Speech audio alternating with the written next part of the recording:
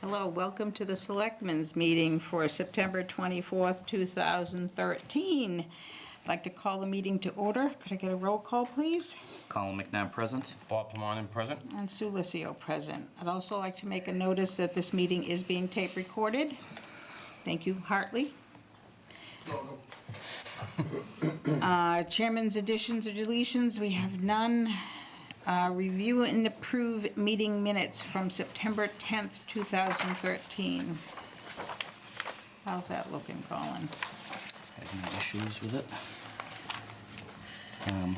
Ready for a motion? Sure. I make a motion that we approve the meeting minutes for September 10th, 2013. Seconded. Been moved and seconded. Any other questions? Not all those in favor? Aye. So we have to wait on the hearing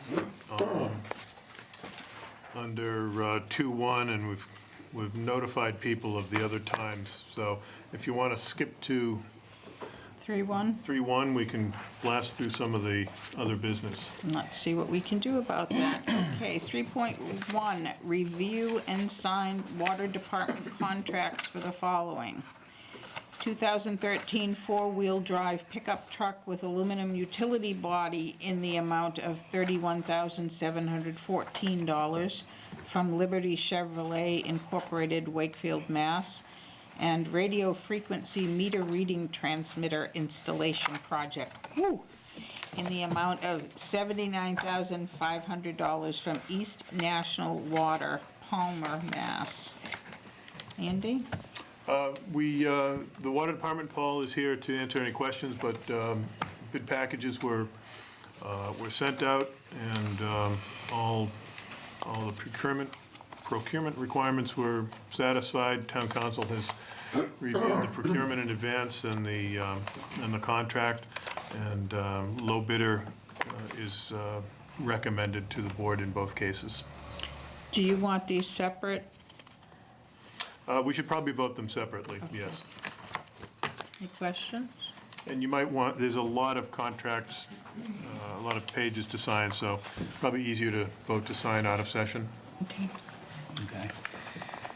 I make a motion that we sign the water department contract for a 2013 four-wheel dump truck or four-wheel drive pickup truck with a aluminum utility body in the amount of $31,714 from Liberty Chevrolet, Inc. of Wakefield, Mass. Out of session.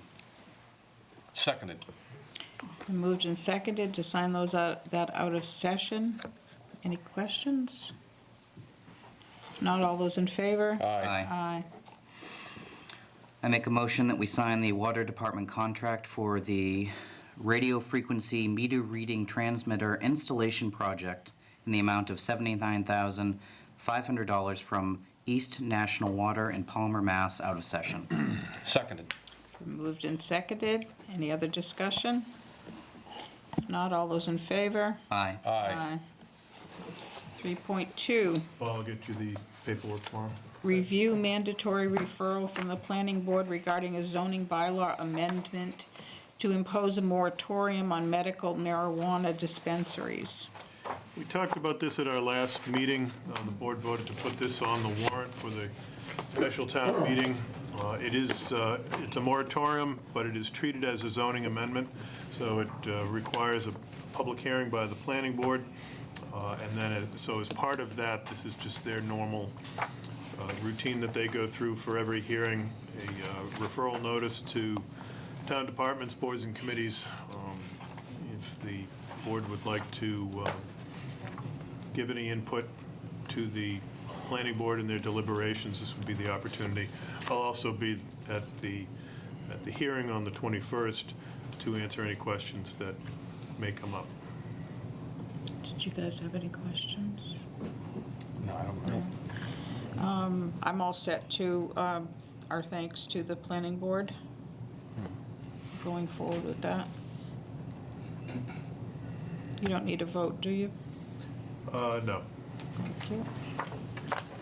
3.3, review and approve police department interagency mutual aid agreement.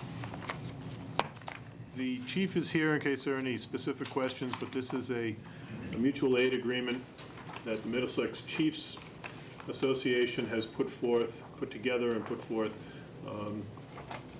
basically improving and increasing the amount of cooperation between the various police departments in Middlesex County, and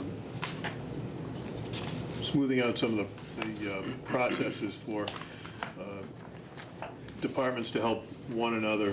This really, Chief, this sort of came up again after the marathon bombings, correct? Is that part of what instigated this? It's been an ongoing issue due to a decision that it was a Supreme Court decision that limited our ability to act outside our own jurisdictions.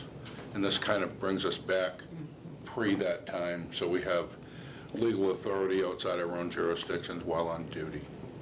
It'll eliminate you approving all those special police officer appointments every year from other communities within Middlesex County. So Chief, theoretically, if you're pursuing someone and they go into Pepperell, you can... We already can do that. You can do that. If say we have an officer that's on duty at the district court, they see an arrestable offense, they can take action on it. And the reasoning behind this is that no matter where a police officer is, I think people want to see action taken by a police officer no matter where they are. Right. Makes sense. So that's kind of the nexus behind this whole Makes sense. idea. It has been reviewed by council, and they've blessed it. I concur. I make a motion that we approve the police department interagency mutual aid agreement. Seconded. Moved and seconded. Any other questions? Not all those in favor? Aye. Aye. 3.4, review and approve requests to cross, alter, or construct within a public way for the Townsend Water Department to replace a leaking service in front of 7 Maple Street. Andy? Pretty straightforward, standard cross-alter permit that we see. We see them a lot for Unitil, for gas projects, but we had a need for this one for a leaky water service on Maple. Paul's here if there are any specific questions, but it's pretty straightforward, like we deal with. Hope it's not leaking badly. It's all fixed, actually. Is it formality? Okay. Yeah, this is closing the loop. It was an emergency. Yeah, I was just going to say, if it's leaking badly, I hope you fixed it. I make a motion that we approve the request to cross, alter, or construct within a public way for the Townsend Water Department to replace a leaking service in front of 7 Maple Street. Seconded. Moved and seconded. All in favor? Aye. Aye. 3.5, vote to declare surplus and authorize the disposition of the generator at the fire headquarters at 13 Elm Street.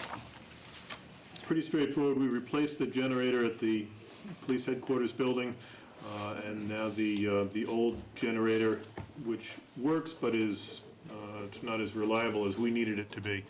So we do expect that there is some resale value to this. We'd like to have the board declare it surplus, and we'll put it out to bid. Okay.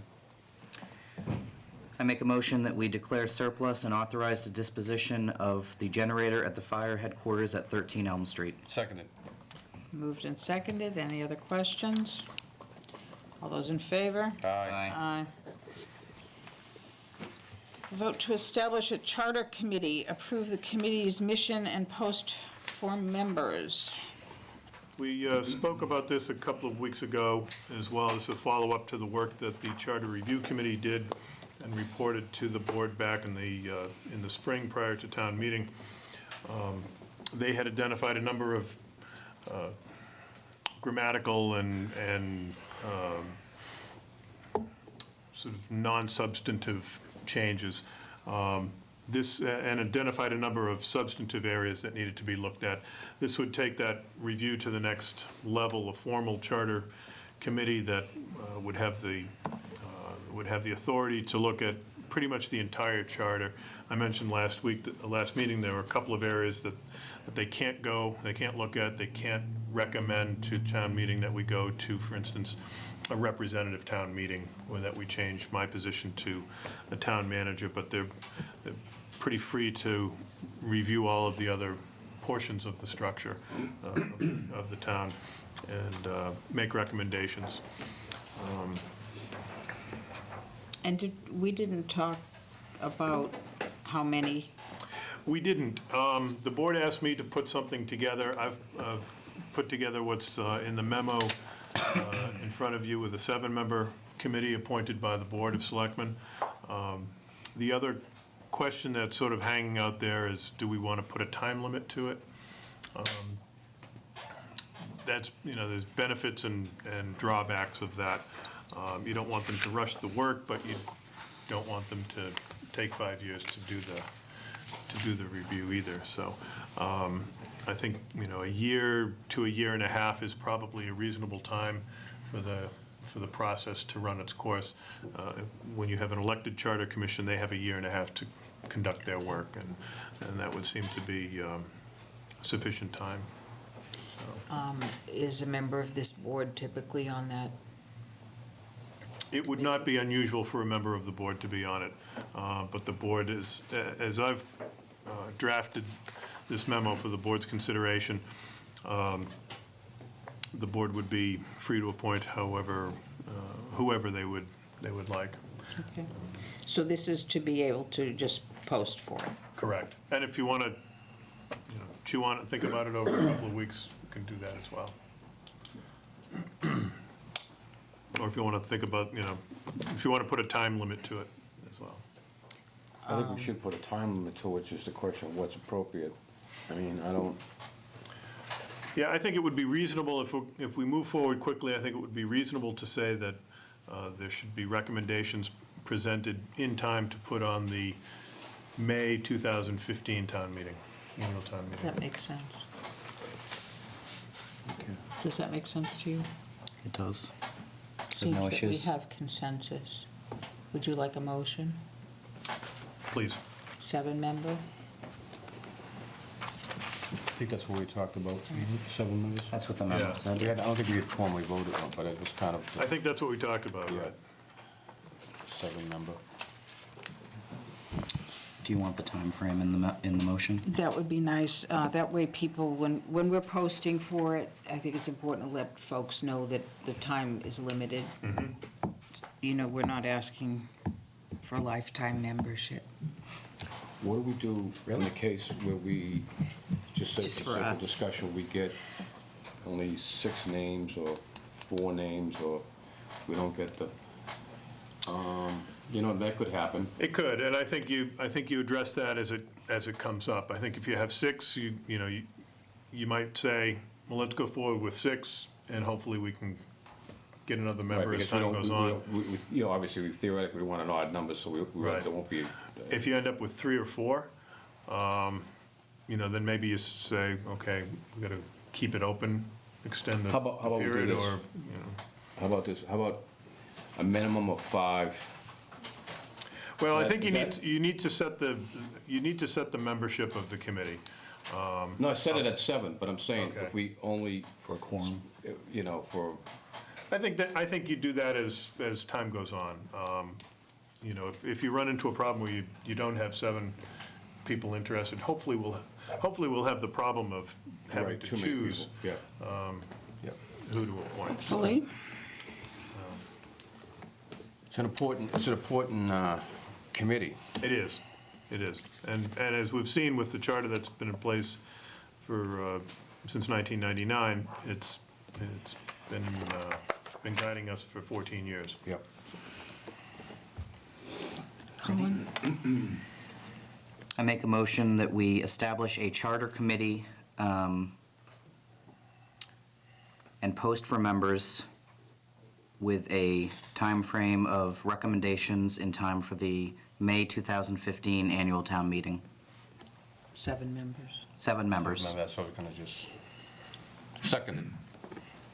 Moved and seconded. Any other discussion? All in favor? Aye. Aye. Sue, if we could maybe do one thing before we dive into the hearing? Yes. The chief is here with an appointment request. We can dispose of that, and Which one? that's item 4.2. Okay.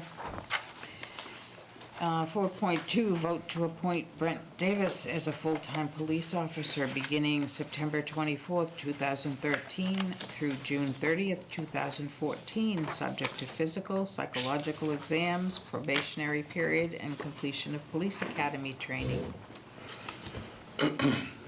Colin? I make a motion that we appoint Brent Davis as a full-time police officer beginning September 24th, 2013 through June 30th, 2014, subject to physical and psychological examinations, probationary period, and completion of the police academy training. Seconded. Just discussion on your motion, first of all. Sure. What I'd like to do is, you've got it in your packet there in a memo from me.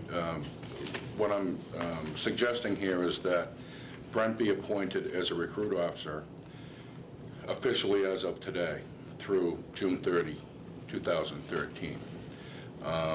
The idea behind that is that if his appointment is put off until he graduates the academy, which is scheduled loosely January 13th. So I don't want the appointment to be after he graduates the academy. I'd like a recruit appointment to be now. Once he graduates the academy, I'll request that he be appointed full-time at that time. Okay. So if we can just appoint him with your approval as a recruit officer as of this evening till June 30, and that would be contingent on passing a psychological examination. He's already undergone a physical examination when he was brought in here in March, and I'll reintroduce him. He was brought in here in March, appointed a reserve police officer. He applied for the full-time position that was left vacant from Officer Ela, and came in top. Although it was my preference to hire somebody that was already academy trained, Brent suited what we needed there, and I think he was, his interview was way above those that we were academy trained. And Brent is our first preference, and with your approval, I'd like to have him appointed as a full-time recruit officer. Should we add the word recruit officer? Yes, that should be in the motion. Alrighty. Could I get an amendment? I want to amend my motion to appoint Brent Davis as a recruit police officer. And I will second. Full-time. I will second that Full-time police officer. that amendment. Okay, any other questions? If not, all those in favor? Aye. Aye. Thank you. Congratulations. Congratulations. Thank you very much. Thank you, Chief. Thank you, folks. Thank you. Appreciate it. Congratulations. Congratulations. Thank you for your service. Thank you. My pleasure. I know it's sad. Andy, we have We have a hearing, 7:15 hearing under 2.1. Take that. Here's the checklist, Sue. oh golly, help me with this. Always need help on this. You gonna help me through I'll help this? you with that. Thank you. Basically, Okay. just go announce it. Okay, we're announcing the hearing. It is past 7:15. We have a public hearing, 24 Main Street. Nancy Pappas requests an on-premises wine and malt beverages license for Patriot Pizza and Subs, Inc. And legal notice of hearing and certified mail was received the 24th. Checklist of abutters with certified return receipts. Andy? Yes. Yep.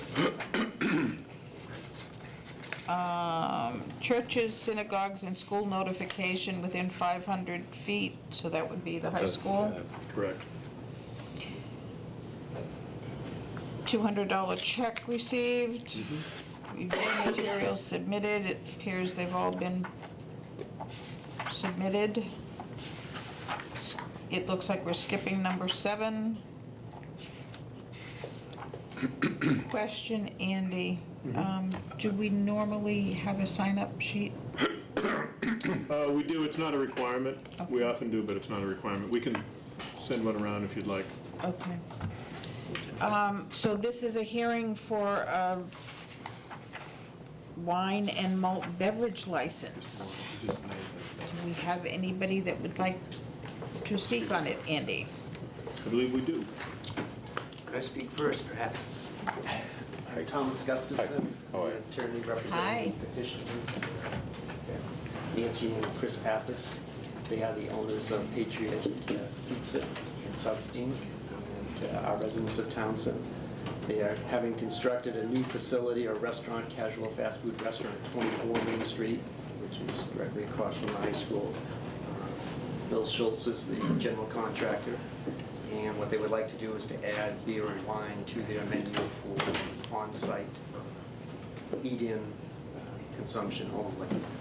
And, they've been in business here in town since 1999. The license, as I say, would be for service, for consumption on the premises only. If you have a footprint site plan, your review here, showing the layout of the restaurant building. There's an outside patio, which would have an enclosed fence, an additional 10 seats. And we'd like the license to allow for the outside consumption of alcohol that is purchased on the premises in that patio area. All of the wine and beer would be kept under locked coolers or containers on the premises behind the counter. The managers of the restaurant are Chris and Nancy Pappas. They're the sole owners, they're the sole people involved in the business. Yes. I have a question. Did you get a copy of this? On the form, it says Form 997, change in location, and it says not applicable. My understanding is they're constructing a new restaurant, correct? Right. Well, isn't that technically a change of location from their present address? I believe that they took that to mean it's not a current license that's being... There's not a liquor license. No license. Okay, all right. I'm just, The restaurant is moving, but there's no liquor license moving. And okay, what that- you understand my that's what that question, though, is. because, Yep. all right. No, I'm satisfied with that. License. Okay. Chief? I'm certainly not opposed to it. We have 3 licenses down in that area of the high school already, right across the street. The only question that I have is that under Chapter 138, Section 16C, in part it states that the premises shall not be licensed within a radius of 500 feet of a church or school unless a local licensing authority determines in writing and after hearing that the premises is not detrimental to the educational or spiritual activities of the church or school. Now, I've spoken to the superintendent myself this morning, as well as late as 6 o'clock this evening. She's running by her committee members. They really don't have any comment on it. I'm just trying to figure out how we satisfy that written authority or whatever. I mean, I'd be more than happy to submit that myself, that there's no, based on the conversation that I've had with the school superintendent, she's more concerned about the service and involving children, but as far as she's concerned, there's no detrimental impact to the school. I don't think there is either, and like I said, I certainly don't have any opposition to the application itself. So did the superintendent indicate that, I mean, is she able to give us something in writing without the I benefit can of certainly meeting in committee? talk to her about that. And like I said, if she's not willing to do that, or, and I only say that based on the fact that in the past, with licenses that have been issued down at the school, there's kind of been no committal from the school one way or the other. And that's the only reason I bring that up. So you would be willing to write something saying that you spoke with, To satisfy the school, chapter. okay. Some, All right. some documentation that they don't. It's not oppose- detrimental to the school. Some, Right. some written statement of some documentation of Right, that. based on my that act. conversation with yeah, her. I have no problem with I don't that. either. Okay. And the only other thing I would suggest with is a suggested patio. that be included within the confines of the license as well, not just the interior of the building, but to include the patio. I think we had a similar situation up at the golf course where it was inside the building and then they put the patio, and that license had to be adjusted to include the patio area. So that's the only thing I would suggest for the It's license. already And that's included, why we right? are specifically Sure. requesting it, it's shown on the plans, and if you get any Yep. questions, and So, yep. we've labeled it as And it's continuous. enclosed as required by the statute. And there's continuous fencing within that patio area, according to the diagram here. That's the plans for the building, Okay. yes. And is there anyone here that would like to speak for, against, or whatever? So we did receive one letter.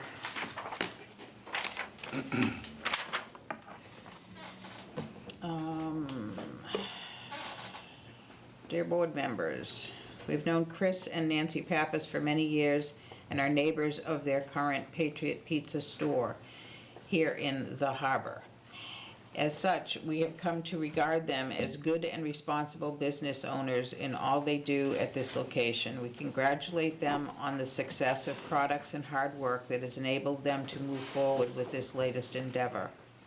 We know them to be civic-minded, responding to all manner of requests for various capital campaigns from a multitude of causes and groups here in town.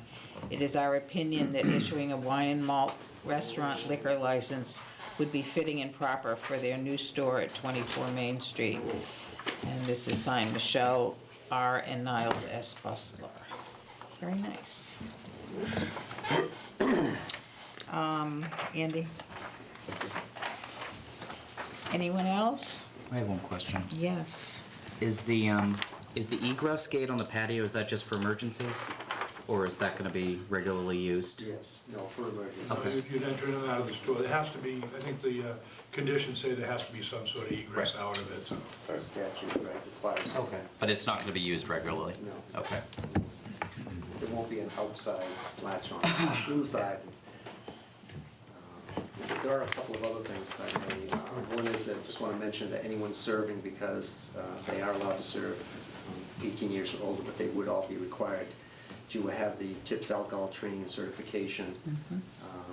And secondly, we would like to request the hours that should be set forth in the license as being allowed by towns in which are, well, they would normally open for 11, I believe, 11 a.m. Monday through Saturday until 10 p.m.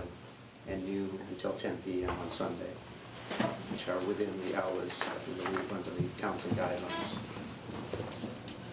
That's all set then, Andy? Yeah, unless the chief has any. That fits within, I know we just redid the policy, Yeah, that we didn't fits change those the hours. hours. Yeah, Yeah. okay. What were the hours again? I'm sorry. 11 a.m. until 10 p.m. Monday through Saturday, and noon until 10 p.m. on Sunday. Bob? I'd just like to say I support the application for the license. Just a full disclosure, I do patronize their building and they've always, their business, and they've, you know, seem very responsible, and I don't see any reason why that won't continue. Okay. What else do we need? Chief, would you be okay with the board voting tonight pending receipt of? Absolutely. Of your letter? Yes. Regarding the statute? Yes. Uh-huh. I make a motion that we approve the on-premises wine and malt beverage license for Patriot Pizza and Subs. Seconded. Should I say the address? Yeah, and say, and pending the receipt of the letter, the finding from the chief. Okay. I'd like to amend my motion to add the address of 24 Main Street, and also that this is pending the receipt. The written finding. The written finding from the chief of police. I'll second that amendment. Any other discussion? If not, all those in favor? Aye. Aye. Aye. Good luck with that. Good luck. Do you need any signatures, Andy? Do you have the slip to sign?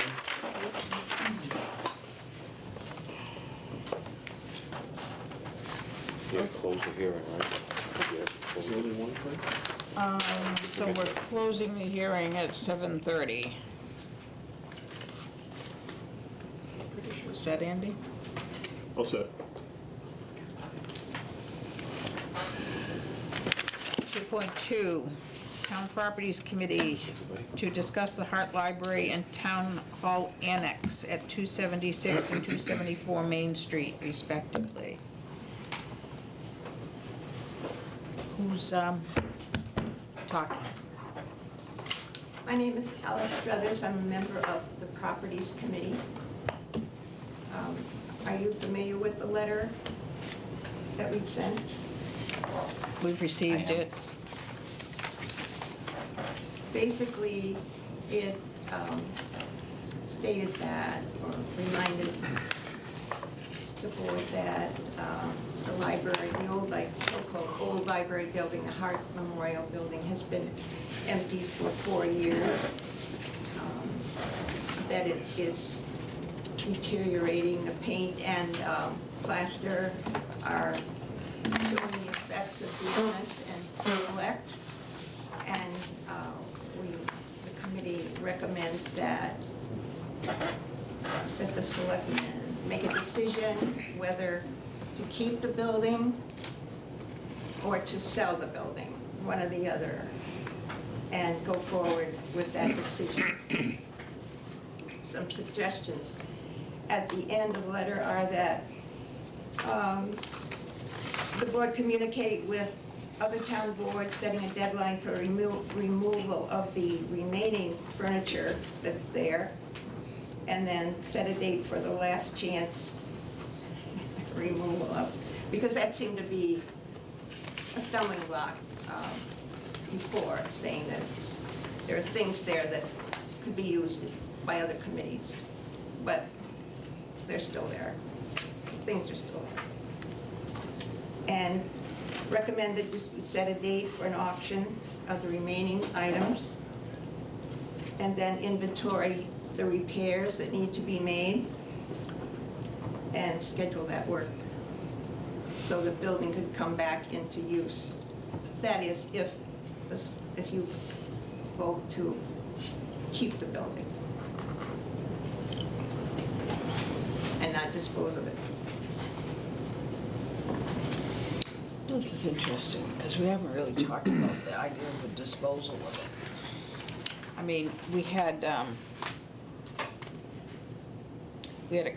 RFP, really. Yeah, we put it on an RFP last year, looking for parties that might be interested in occupying the building, leasing it from us. And part of that would have been renovating it to whatever condition it needed to be in for that tenancy. We had no respondents to the RFP. We weren't shocked by that. We've had occasional interest in the building, as well as in the bank building, the so-called bank building, or the town hall annex at 274 Main Street. Every few months, somebody comes in and says, inquires in some fashion about one or both of those buildings. The reality is that the buildings need work. The library needs, obviously being bigger, needs more work than the annex. It's not something that the town has, we haven't done an inventory of what needs to be done in terms of repairs. There's a sort of cart and horse thing. The renovation needs to have a purpose. And so it's hard to say how you're going to renovate it if you don't know what you're going to use it for. And we don't have an identified need for that building. One of the reasons that the Board of Library Trustees for so many years was looking for funding for a new library was because of the shortcomings with the building, both the size of the building, the condition of the building, the lack of handicap access in the building. All of those issues remain, and it's been sort of back of the envelope analyses done that put renovation costs at somewhere between $500,000 and $1 million. And we don't have, we certainly don't have that in our operating budget. And again, without an identified use for the building, it's hard to present that for funding. Alice? I have a question. I'd be really interested to see the projected items on that list that would cost $500,000. Yeah, that wasn't something that we did. That was something that one of the several people that has been interested in or potentially interested in the building said that he estimated the cost to be. Again, he had a use in mind that he didn't share with us. It's not an analysis that we've invested in. We haven't hired anybody to come in and do an analysis of the building.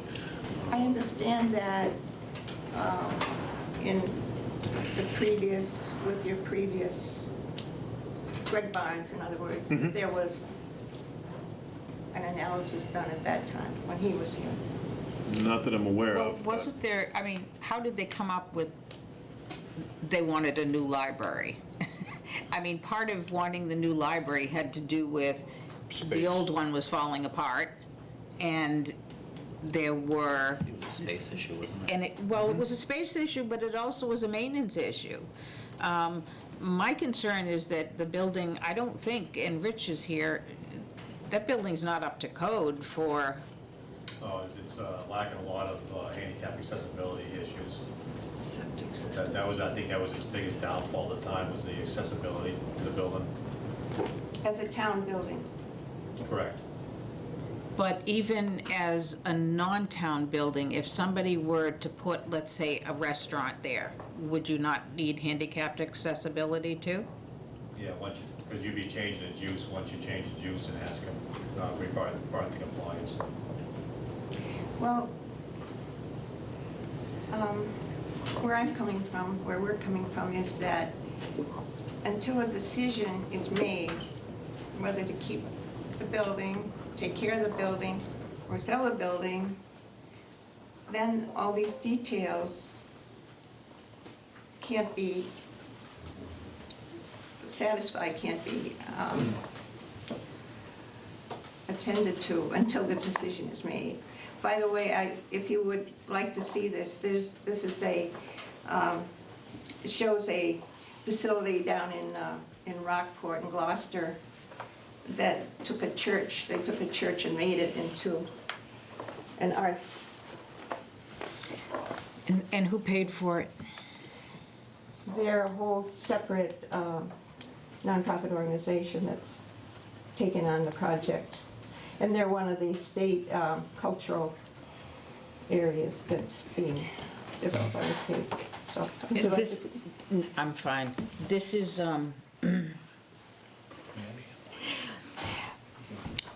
just my opinion.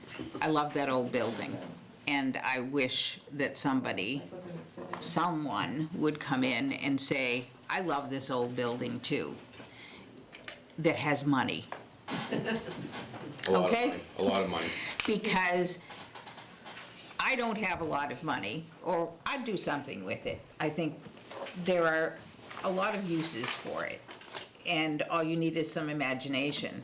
I think parking is an issue that we've all talked about at one point or another, so depending on what you're trying to do, I don't know if I'd try to put a restaurant in there, because you got no place for people to park. But the reality is, the town, and this is my opinion, I want to hear from the board, but we've got so many other things right now. I can't see us spending any money on renovating anything, fixing anything, cleaning anything. If people want us to put it up, and the recommendation of the Properties Committee is to put it up for sale, then so be it. We will put it up for sale, but as far as I'm concerned, it's as is. And it's up to whichever benefactor or group or whatever has the money to come and renovate and fix it. That's my opinion. I was on the board when the board took a tour of the old library, and obviously there were some significant issues, not the least of which is most likely lead paint / and/or asbestos. I would imagine, given the time frame it was built, it's reasonable to assume that those conditions exist, and the price tag to comply with resolving those issues is, I would imagine, quite extensive, because you technically, and maybe Rich Hanks can speak to that, is you're dealing with technically with hazardous material, and it has to be done by certified companies that deal with this type of thing. So that's one of the major barriers I think we're dealing with in terms of whatever the final disposition of that building is going to involve some sort of remediation of contamination of lead paint and/or as some type of asbestos covering, because the old pipes down there are probably asbestos covered, I would think. So we're in a quandary, really. I mean, I think I feel safe in speaking that the board wants to restore that building to its, initial glory and maintain the architectural integrity of the building, whatever the disposition of that building is. I think that's important, and I've spoken about that many times. As Sue said, the issue is money. We can't really move forward on a disposition of that, because I don't know what the technicalities, even for the sake of discussion, if the board and the Town Properties Committee came to the decision that we would sell it to an entity, whatever entity that is, that would maintain the historical and architectural integrity of the building, what kind of legal liabilities exist in terms of, decontaminating that building. So that there was some pretty significant, I don't know what the cost of, maybe that was what factored into the $500,000 that the. Well, that was a big piece of it. I mean, I don't know what the price tag is for that, but I imagine it must be pretty substantial. Because anytime you have to have a company come in that's certified in that type of process, requires a pretty substantial amount of money. So I'd like to see the building. Know anybody with that kind of money, is what it comes down to, because I don't. Rich? I would just add that I think that what they're trying to get at, though, is either the town has a use for the building, they want to renovate it, or if not, try to find someone that is. So I think Which is why we did the RFP. We tried. Okay. We said, is there anybody interested in using this building? And we would have done something to make it inhabitable, but we got no response, or the one response that we did get was inquiries, and it's way too expensive, so. And we can do it again. We can put it out again and see if there's interest now.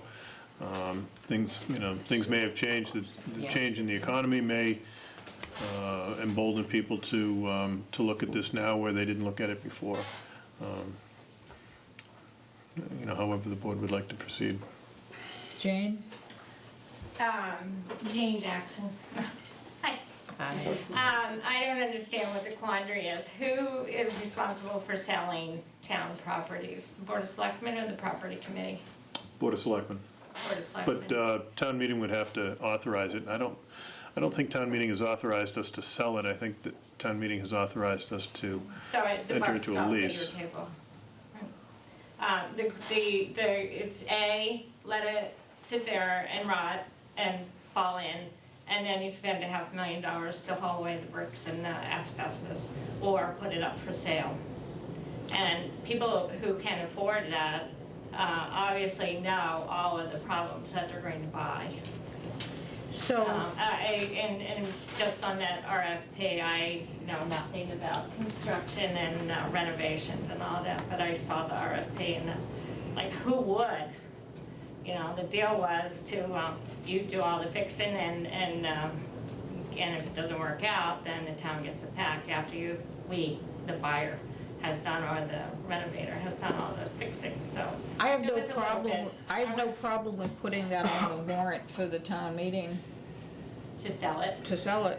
yeah. Yeah, I'll check to make sure, to see if we've authorized that before, I don't recall. I'll double check that, and I'll add a warrant article if the board would like. I mean, that's my feeling. I don't know. Colin, haven't heard from you. I'm very cautious, considering, I care a lot about history and about the history of this town, and, that library is part of the history of this town. And, I would myself be more comfortable when we had an actual inventory of repairs or an actual number as to how much it would be to fix that library. I'm just hesitant to sell it. Okay. I wouldn't bother with an estimate unless we were going to back it up with doing something. And I know we're not going to back it up with doing anything because we simply don't have the money to do it. I would cross my fingers and say a prayer that somebody that is involved in an arts kind of thing, or, that, I don't know, does the state have any grants left? Does the federal government have any grants left? Maybe somebody can take it over and buy it and do what needs to be done. And maybe they'll have a good contractor who knows how to do that less expensively than what we're estimating. But for us to spend time and money on even getting the estimates, I think is good money to bad. I understand how you feel. I mean, I took my kids there every single week when they were little. Every single week we went in and got books. And their love of reading came from that library. And I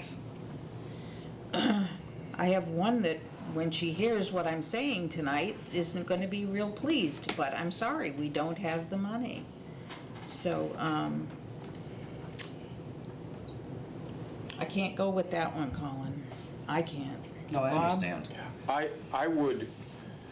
I would be in favor of selling the building with very specific conditions attached to any sale, to any entity, if you will. And as I said before, I'm repeating myself, but I'll say it again, maintaining the historical integrity of the building, the architectural, maintain its beauty, whatever the function is inside, whether it's an art studio or whatever function, that when somebody drives by there, they say, oh, wow, I remember that building. It's, it was obviously the library, but, I wouldn't allow. Conditions on that? Huh? Can you put that kind of conditions on Absolutely. this deal? Yeah, you can. And Absolutely. we did put conditions like that in the RFP. I know. But you could do that, you could put a preservation restriction on the building that would govern the exterior treatment of the structure. Similar to what you would have if it was in a Is that considered a historic. historical building? It's not historic a district? listed building, and No, it's not it's in the not. historic district. No, It's not on the registry of, no. but I think, maybe, I think the townspeople would support selling it rather than seeing it continue to deteriorate. If we can't do it on our own, and there's an interested party there that has the financial wherewithal to do that, then God bless them. Go ahead and do it. It's a win-win for the town, because if we're taking a structure that is deteriorating, and I don't think anyone likes to see that happen. And the longer we do wait, I think the more damage is done to the integrity of the building. So, why not put the building in a put it in hands that can take care of it. And to me, it's a win-win for the town. The town gets to keep the building as a, historical structure, and, somebody's got the money. I think the cost of the repairs alone would be, probably, like you say, I don't think $500,000 is really a lot of money. I mean. And again, it depends on what the use is. Yeah, but I'm saying, if you factor everything together, I think we could come up with some sort of arrangement that meets the needs of the town and the needs of a party that would be interested in purchasing it with conditions attached. Yeah, if I could make a suggestion for the board's consideration, we'll research to see if in fact town meeting has already authorized the board to sell the property. And if town meeting hasn't so authorized, we can add that to the town meeting warrant. At the same time, we can dust off the RFP that we used last year, see if there's some things that we can, some changes that we can make to that to perhaps make it a little bit more attractive to potential developers, tenants, interested parties, and But see with what. the purpose of selling it, or the purpose of? I think we can go forward on two tracks. I think we can look into selling, make sure that we have the authorization to sell if that's what we end up deciding. But maybe before that, before we make a decision to put it up for sale, try again with the RFP for a lease. Well, how much time would that involve? But my concern with the RFP for a lease is if it's going to cost us any money, we don't have any money. Right, and I would suggest that we would structure the lease and the RFP in roughly the same way that we did last year, which was basically, we're not investing anything into the building. You tell us what you want to use the building for, how you're going to renovate it, and then any renovation costs would be up to the entity that moved in. Can we talk about one other thing? Apparently there are still some shelves and stacks and whatnot in there. Correct. Was there not an attempt to sell some of that at one point? We had talked about it, and the board previously voted to declare all of the contents of the building as surplus. Okay. We did offer it up to town departments, and some things were removed. Departments identified a few things that would be beneficial to their operations. We never went forward with an auction or a sale of the material, but we can certainly do that. We just declared surplus other things. I think we can declare surplus all the contents of the library too, and post it, and if somebody bids for it and wants it, that's how I feel. I don't have a problem with that. Do you need a motion for something like that? I'm almost positive the board previously voted to declare that as surplus and allow us to move forward. I thought we did, yeah. So let's just advertise We'll go ahead with that. an inventory list, and people are interested in it, let them. How long would the RFP process take? Remind me, like, what is it? What's like, just assuming we get make it more attractive for a bidder. What? 2 months. 2 months? Okay.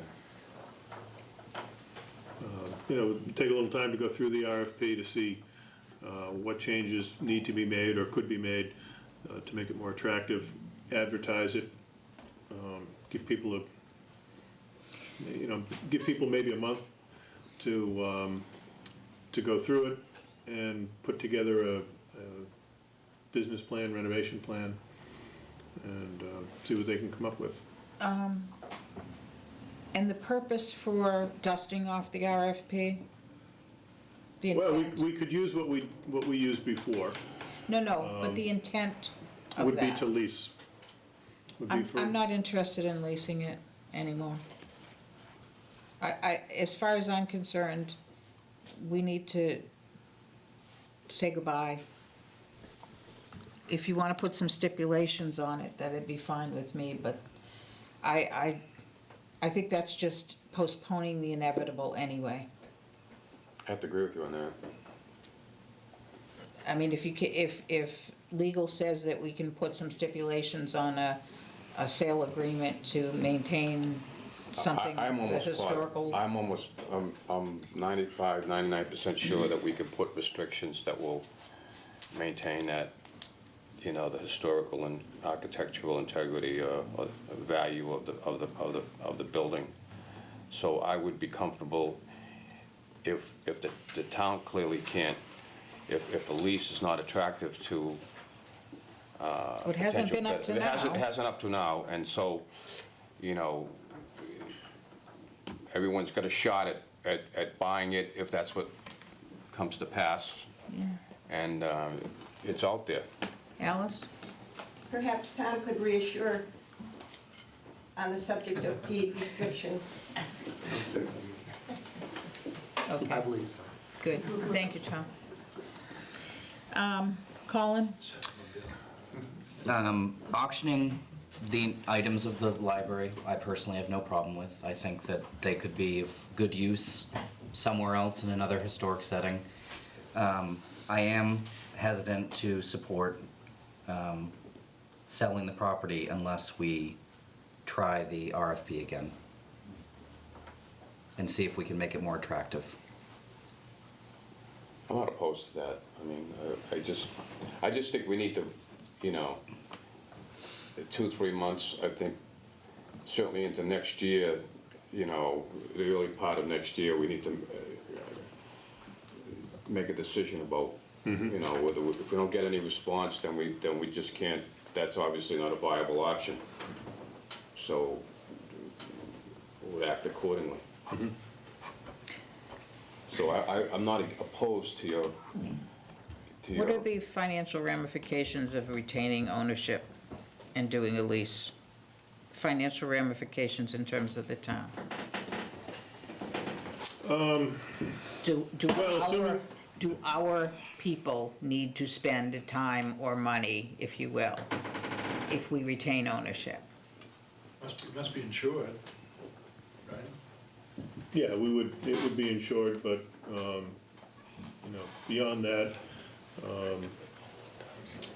if we go forward with a request for proposals similar to what we used last year, where the burden is on the tenant to renovate, then the financial impact on the town would be very minimal.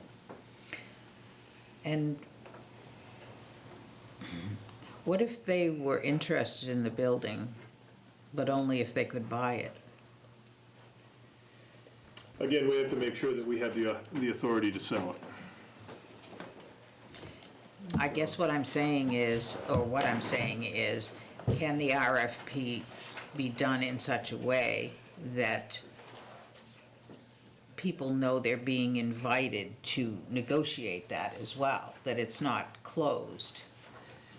So the RFP would be either to lease or buy.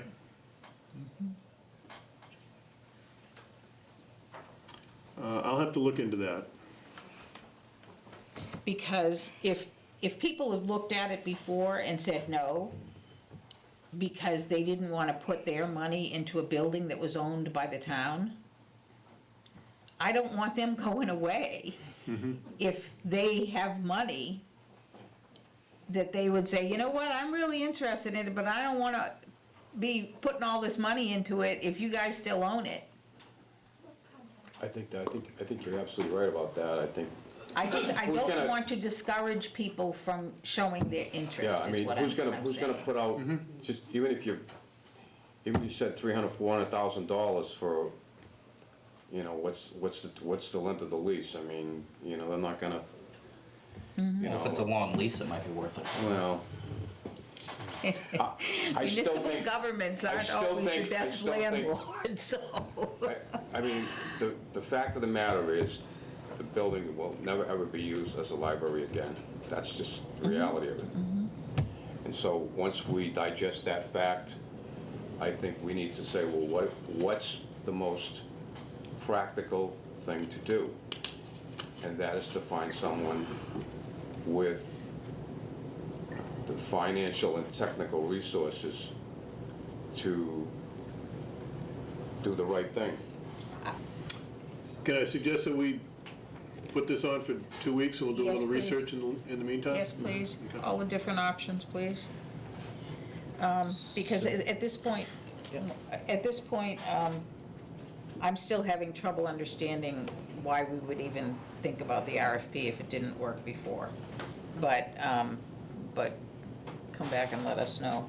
I just, given this conversation, the Properties Committee might have more feedback as well regarding this matter. Maybe. Well, they said sell it or fix it, right? So I think, Well, the Properties Committee has no power to do anything if... No, but you can recommend. They just did. So for the rest of they the said town, why don't you? sell it or fix it. So we can't fix it, so You get about 8,000 we can't fix people to it. tell you what to do with it. Some of us are saying sell it, and yet we're gonna look at the, would the Properties Committee be interested in looking at the RFP after it's dusted off and cleaned up a little bit? I think it's postponing the inevitable, In my opinion, it would have but to be dusted off and chopped up and totally done it in a more acceptable way. But that's my, I have no quarrel sharing it with the Properties Committee if they have an interest in reviewing it and commenting on it. I'm sorry, I didn't hear what you said. I'm happy to share it and get the input from the Town Properties Committee.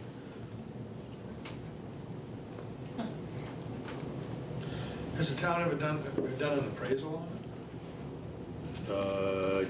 No, not that I'm aware of. how much are appraisals? Pardon me? How much are appraisals? I'm so money conscious. I'm usually not that bad, but I It's really being am. practical. I'm It's being being practical. very money conscious lately. I mean, if we asked somebody to appraise that building, I could tell you, you know what, Probably $1,000. probably. I don't think more than that. The assessors have assessed the building. Well, assessing, Well, that's not- That's- Yeah, but that's not that that's doesn't an reflect the assessment, market. that's not an appraisal. That's just what, Assessments. okay. Well, thank you for working on this. You've told me what so I we have expected to hear. 2 weeks, Yeah. 2 weeks? 2 weeks. Okay. Folks are welcome back. Okay, Thank you. thank you.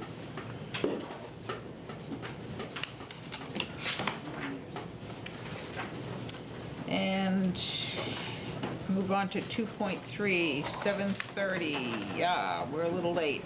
Cindy Boundy to discuss Unitil's West Townsend substation. Okay, that would be me. We're actually here, myself, some of our neighbors, we're here looking for some help to resolve a situation that started in August with Unitil. And the people that are here now live on Main Street in West Townsend, and it's a residential neighborhood. It's mostly older homes, and the substation is, plunked right in the middle of this residential neighborhood. We have two problems that are going on. The first is in August, Unitil installed a portable generator. They were doing maintenance apparently on the substation. The generator ran 24/7. And we had Rich Metcalf, who came from Neshoba Boards of Health, came out and took decibel readings that were 70, 80 decibels. It's like running a vacuum cleaner or some kind of a yard thing, 24/7. It was pretty bad, especially for the people really close to it. It was very loud. So they have finished that work, and we are very grateful. This same thing happened, I know, because we can sleep at night. This same thing happened about 10 years ago, and actually we got to just this point, and it stopped because 10 years ago Unitil said, this was an unforeseen thing, this will never happen again, and this was the only way we could deal with the situation. Well, now it's happened again. And so the first thing we would like is that in the future, because the portable generator is still there at the substation, in the future, if they're going to use a portable generator, that first they notify somebody in town that they're going to use this, and secondly, that they use a sound barrier. According, again, to Rich Metcalf from the Neshoba Boards of Health, this is like an industry standard. National Grid uses it whenever they do work on substations, so that the people that live near the substation don't have to run like rats from a sinking ship because the noise is so loud. That's one thing we would like. That's the one thing. The second thing we would like is after they fixed whatever they were doing and they shut the generator off, they turn the lights on the substation. They have, and I don't know if any of you have taken a ride up, I have photographs if you'd like to see. They have it lit up like, a Christmas tree, and it's a huge eyesore in our neighborhood. So we've gone from the noise to now the light that really interferes with our quality of life, and it affects the property values of our home. Are the lights on all night? Dusk to dawn. Really? Dusk to dawn. Would you like to see pictures? Sure, please. These are pictures. This is from my yard. I live across the street. This is from my yard. That's right where that consignment shop The is. consignment shop, you can't see it in the picture Feet because away, you it's can see the white line of the road. of Main Street. Right, right. This is taken from my yard. Wow. All right. That's in- They're not worried about conserving energy. This is what we have said. There must be enough reason for I it. know. Well, they tried to tell us that it was vandalism. Yeah, I can Fear of understand. vandalism, and we Yeah. checked We with checked Lieutenant with, Profit, I played yeah. and they've never had An issue. reported There's issue. never been a problem. or You complaint. could use motion sensors, though. I mean, Well, even Probably has even more to do emotion, with the their other insurance. problem is apparently Thank you. this They haven't doesn't had one in comply 30 years. with, We lived there, they never had one. yeah, we've lived there for 27 years, they've never had it lit. Okay, so help me for just a minute. I understand what is happening or what your concern is. What have you done so far? I heard you talk to the I've police spoken station. to a couple of people here. We spoke to, I spoke to Joe DiNapoli at Unitel, who told me Is that there was the nothing we could do. He's been in our Service meetings. guy? Yeah, he's our municipal He's the rep. municipal Yeah. liaison. Okay. He said there was nothing we could do about it. I've spoken to Andy Sheehan, and I know you've been in on the conversations, I don't think we've spoken. The last I heard is that it does in fact violate the zoning bylaw, the lighting bylaw, but, that's what you told me today, but that the light was installed before the bylaw, that was almost 20 years ago, was installed. It's never been lit, so I don't know why it's lit now and why it would be acceptable now. How long has the practice of keeping the area lit all night been going on? About 10 hours, 10 to 12 hours. No, I mean, isn't it? how The many last months? When did they Two turn, weeks. when did they change the bulb? Yeah, when They changed the bulb August. when they shut the generator off, then they put the bulb in. So the whole thing started, because the generator was on for 10 days, and that started in August, and now the light has been on since then. And it's really, it's an eyesore. So in other words, they ran, obviously, the substation without the light, For 27 Lights years on. that we've lived Yeah. there. Okay, and now they're so, saying they don't have, there's nothing they can Can I- do about it. Right. Yeah. Yeah. If I can add a little, I've had a number of conversations with John DiNapoli at Unitil, and did receive an email from him today. They're going to be retrofitting the light with a motion sensor. The light has been there, as I understand it, and I think Rich can confirm this. The light has been there all along. It hasn't been in use all along, but it has been on the pole for some time, to the point that it predates the lighting bylaw. Okay, that's But almost Unitil is going to put in a motion sensor, and they're going to put blinders or shields on the light in order to cut down on the amount of overspill. The motion sensor should be installed this week, and the adapters or the blinders within a couple of weeks. It's a special order product, so they can't just go out and get it and put it on.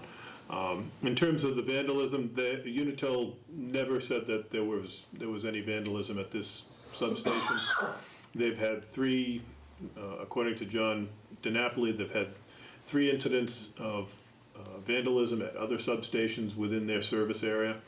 and they're concerned about it. And so I don't think the generator issue is linked necessarily to the floodlight issue.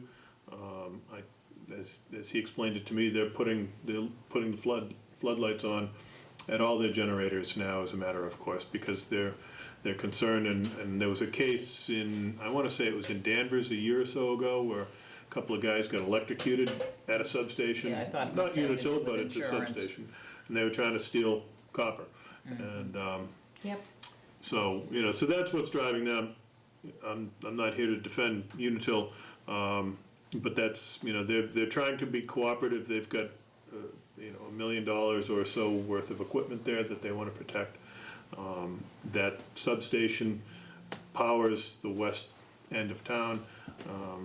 Would be in a world of hurt without that substation, and they're trying to. So it sounds maintain their like asset. there's been some progress in terms of making it a motion-sensitive device. My concern, and maybe you can speak to this, Rich, is the light does not comply with the bylaw the way it is now. I mean, it's really high.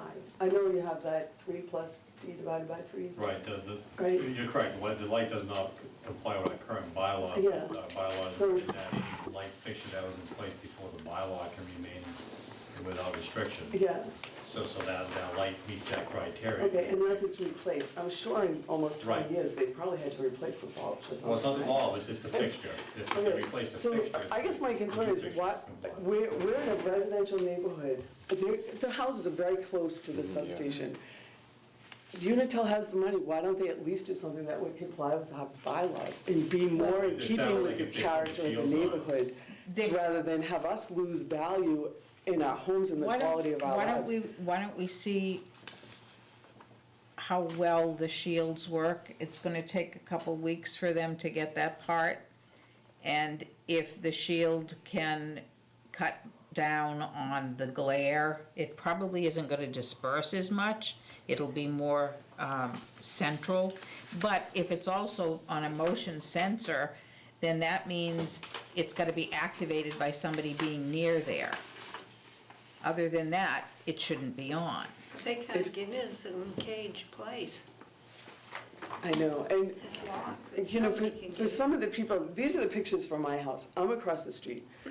Nancy Clough, her house doesn't get dark at night. Her yard is lit up like Fenway Park. The But people that's- on Probrook Road, I have a petition for the neighbors that, But just a second, because what I heard was they're going to put in a motion sensor on it, which means the only time it would turn on would be if someone walked near it, okay. okay? Have you ever had a motion sensor light at your house? Yes, I do. Does it go on when the wind blows? Or The deer, a the deer? raccoon, Or the squirrel? squirrels, I- the but- birds. We live in a rural area. That's a power line. It runs right into Pearl Hill State Forest. Well, We the have bear deer, is probably we gonna have set it deer, off, and the deer is gonna set I it know, so it's gonna off. be on all the time. And for 27 years, we haven't had a light. And they've never had any vandalism. They've never had anybody trying to steal anything. It's in a 16-foot high cage, all With barbed locked wire on up, top. with barbed wire on top. It looks like a concentration camp as it is, all right? And now it's Yeah. lit up. So it's just, we tried to explain to this Joe guy, we're all customers, or Have John, you whatever. sent him the pictures? We sent him No, everything. actually, You did I get spoke these? to him, and the last conversation I had with him was when I thought I probably shouldn't speak to him anymore, because he said there was nothing he can do about it, that Unitil wanted it lit, and it didn't matter. It didn't matter. I said, gee, I said, Well, I it sounds have like all the you've made families some around here. progress. Yeah, what he told me was that there was nothing that he could do. He couldn't order. Them not There's to a use the hierarchy light. at Unitil. He can't tell the engineers what to do. That's the engineer's job. He's worked with the various people within Unitil that can affect change at the substation. They've agreed to a couple of things, and they're trying to balance protecting their investment with the concerns that we've raised with them. Okay. Let's try this, Can I okay? just add one thing? They defied their obligation to notifying the town when they were going to be working on this. I mean, they weren't trying then. That's what I'm Yeah. saying. They've This is- defied everything. They're supposed to notify the town when they do work like they did with the generator. They didn't, it Okay, wasn't but I until I want to called. separate the two. Separate the two, okay. Okay, so let's talk about the light, finish talking about that. I would like to, I mean, it sounds like they've said, we're gonna do a couple of things differently. I would like to give them an opportunity, they said a couple of weeks to get the part, let's see what happens then, okay?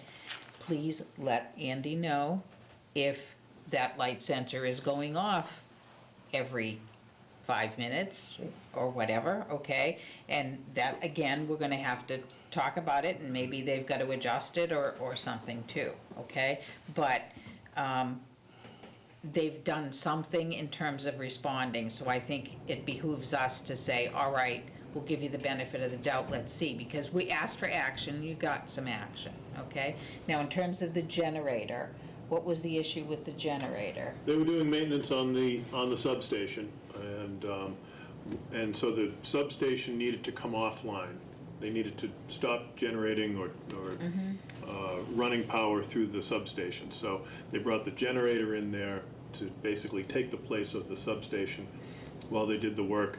I can't quarrel with the neighbors for being upset about the generator being on all night. I wouldn't want it on outside my, in my neighborhood. It was a temporary action that Unitil needed to take in order to make the work. How long was the generator on for? 10 days. How many? 10 days, No, I don't call that temporary. yeah, They told us it That's was gonna 10 be days. 3 months. yeah. No, I don't call that temporary. That's No, either. it's not. Okay. And the last. Temporary is 10 So- hours. Yeah, something happens, they need to Day get in there and even. fix it. Yeah, you might say day. Just in terms of just being good neighbors, whether you're Unitil or you're just a neighbor. Yeah. Yeah, If I were running my generator in my backyard, I know that's gonna drive Chris crazy next door, okay?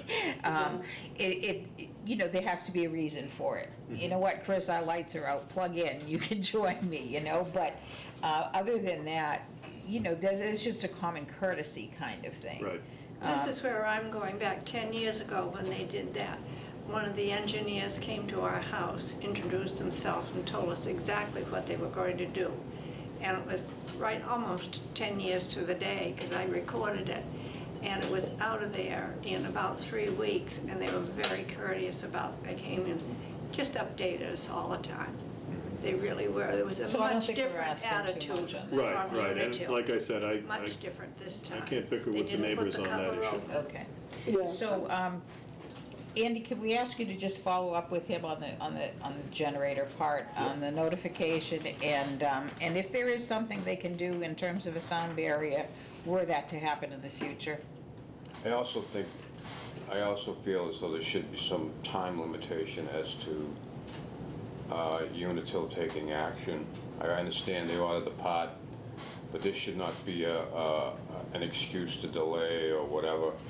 I mean, I think there needs to be, Well, they did say that they would have the motion sensor in, they expected by the end of the week, and then it's the shields on the side of the light they thought would take a little bit how longer. about, did they give you an idea? I don't think he gave a specific. A month? Is a month a reasonable amount of time? Yeah, I just. It's a long 2 weeks. He said they would be installed as soon as they received them. Yeah, They didn't give a I feel timeline. too, I have to say one thing. You said Unitil is protecting their investment. Right. We're trying to protect our investment. Right, right. This We is really, understand. this is really, I view this almost as a taking between the noise and the light. And this is affecting all of us. It affects the value of my property. If I tried to sell my house when that generator was running, are you kidding me? Nobody would even look at it. And one of the nice things about Townsend is that we do have a night sky. There's no more night sky in my neighborhood because we have this pink fluorescent glow coming out of there instead. We'll cross our fingers that what they're gonna install is The gonna. only other comment I would have for too you. is, what's this guy's name? I guess it's John. Whatever his name is. When Cindy talked to him, tried to be nice with him, asked him why it was going on, he started copping this attitude. Doesn't matter, you can't do anything about it. So she asked him nicely, can I speak to your boss? No, you can't.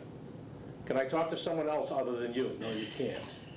All right, for a liaison, however you say the word, the man's a schmuck, all right? And, Or at least that's the impression. well, he is. I mean, he's rude, he's arrogant, And and that's- this is how he acted. He said, we can do whatever we want to do to you people in that little rural town. And that was from the beginning with the generator. That has been Unitel's attitude towards this whole thing. Okay, let's see how this goes, okay? Let's see how the generator conversation goes. And if, at that point, when we revisit it, it doesn't look so well, then maybe we could have another conversation Sure. as a How board about, with him. I'd like to put a time frame though. I don't like I would this too. open-ended, What's reasonable? a month. If there's not satisfactory improvement in 1 month from today, I mean, that may be long. I understand I'm not living across the street from it, but I'd like to be fair to Unitil and fair to you folks. I'd like to see, in 1 month's time, if there's not substantial improvement, we'll get a status report on the sensors, how those are working, and the generator issue, and maybe, a memo to Unitil about improving customer and municipal relations. I don't think we should have an open-ended thing, so I'd like to see within 1 month, if get a status Okay. report, and if things are not appreciably better, then we'll, I'm just speaking for myself, we'll Address that. maybe make it a little clearer to them. Okay, Okay. thank you. Okay. Thank All right, you. Thank you. Is that fair? Yeah, Thank you very that much. sounds fair. We'll have a sleepover. Sorry if it going isn't. through all that. We'll have a sleepover if it isn't fair. Okay, all right. We'll bring the popcorn. Thank you. Thanks. Sorry you're going through all that. Oh, there's a So generator. you want to be to jump loud. into Yeah. item 6? Where is the rest of my, You probably filed it with something else. oh, too many papers. Here, use this. Here it is. I got it. It's under there. We are going to move into item 6, the executive session, because we need to talk to a couple folks before they have to leave. So we're going to move into executive session, if I could get a motion, and we'll come back to open session to finish the agenda. I make a motion that we enter executive session under General Law, Chapter 30A, Section 21A, 3, regarding litigation, and enter regular open session to continue the agenda. Time frame. Time, No, we need a time. No, we're at- doing. 8:25. I'll second that. Okay, and we'll be back, okay? All set? Oh, roll call, yes, sorry. Colin McNabb, aye. Bob Plamond and I. Sulicio, aye.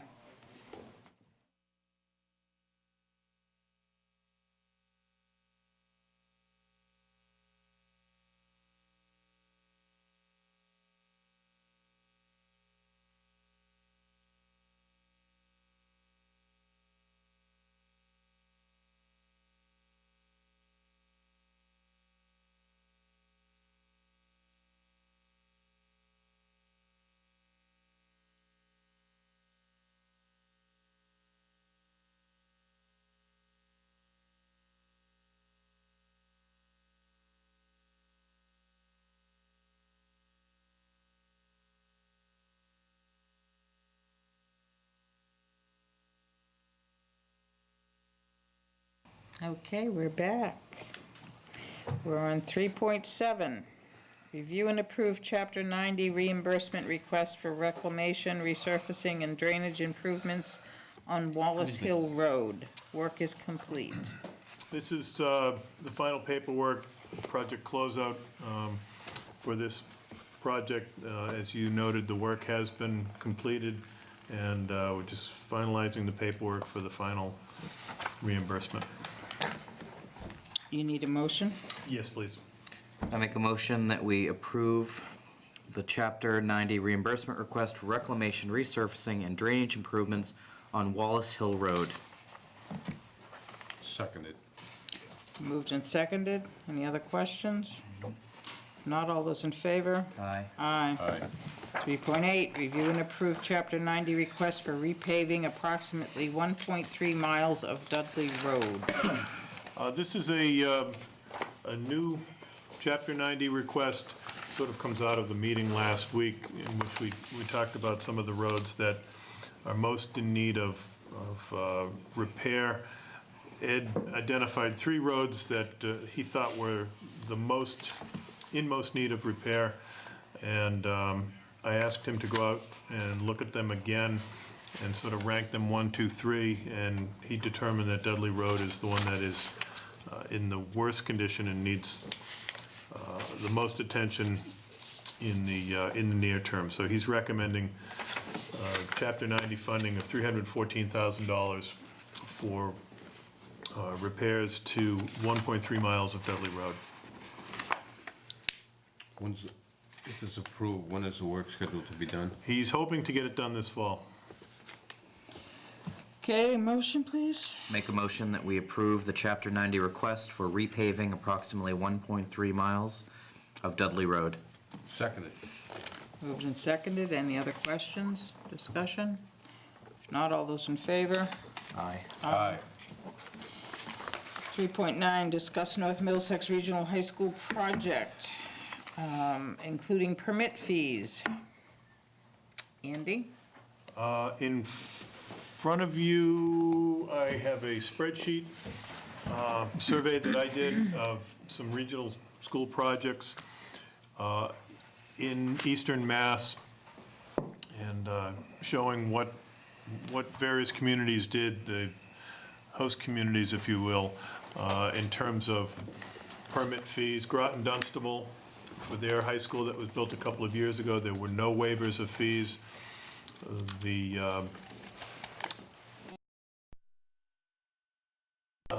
Neshoba Regional down in Bolton, they have waived fees, but they've only had experience with smaller projects.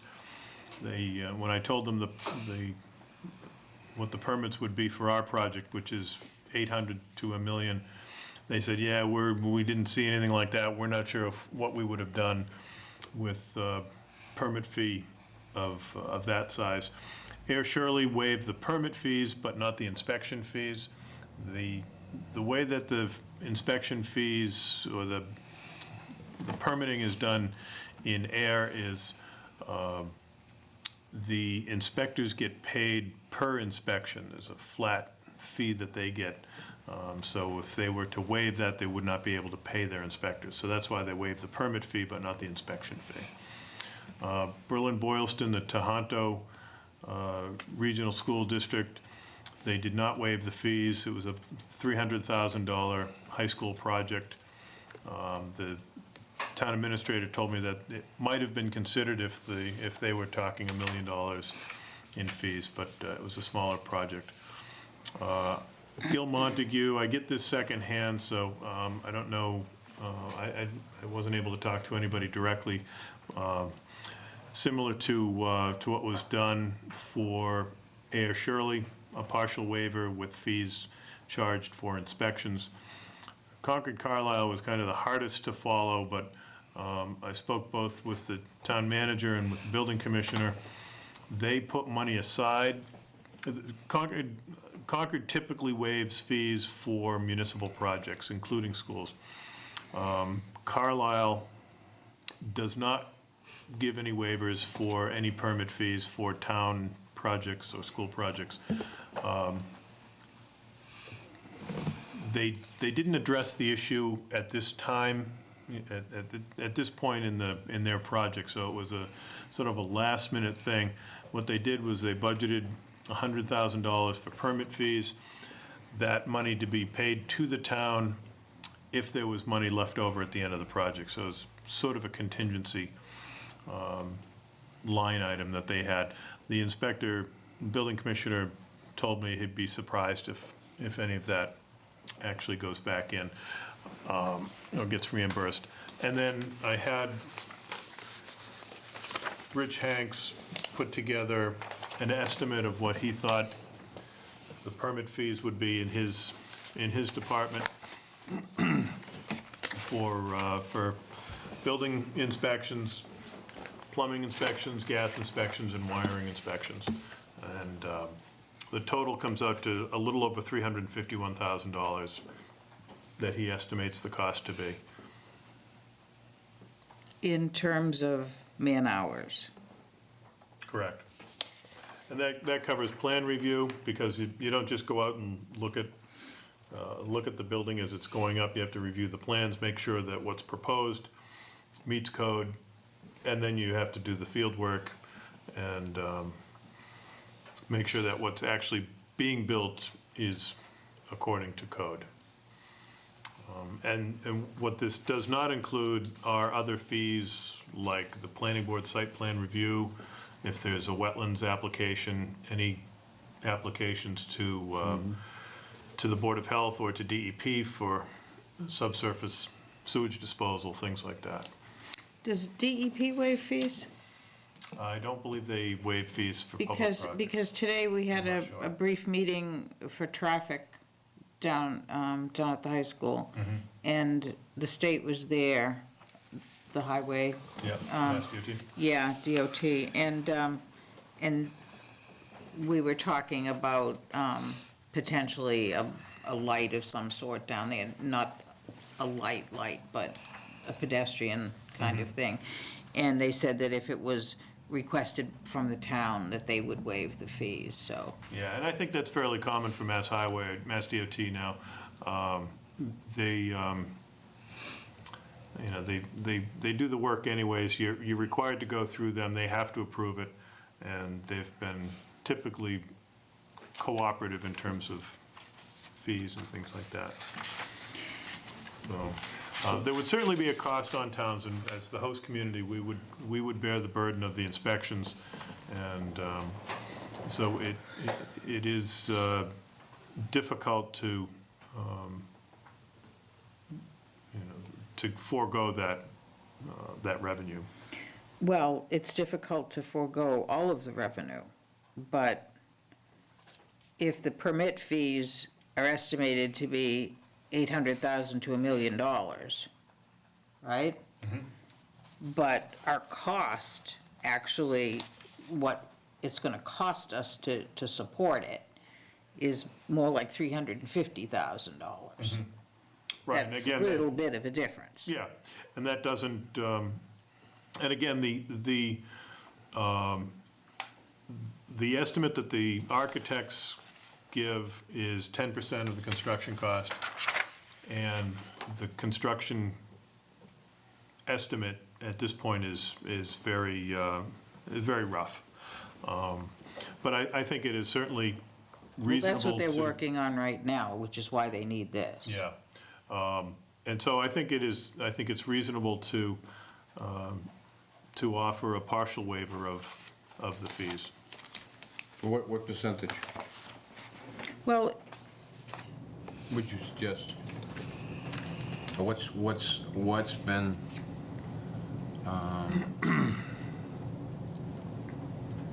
it can't be an arbitrary number, is what it comes down to. The building inspector is salary. He gets paid for his hours that he puts in every week as part of his salary. I consider that's a wash. It is. It's part of the job, okay? If he had 15 projects, then maybe we'd talk about it. But this is the one big project. And yeah, is it going to take a lot of time? Yes, it is. But I don't know of any construction projects that are banging on the door for the next 3 years here. So I'm not inclined to say, you know what, that's already built in. It's built in as part of his salary. Now, the wiring inspector, plumbing inspector, all of that is additional because they're paid a stipend right now. And they should be and need to be compensated for the work that they put in. So I don't know how we could work it out, but what I'm suggesting is, can we work it out so that we can actually bill the project for the time?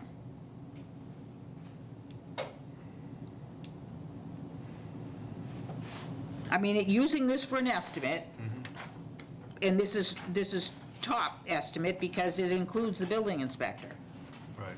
okay?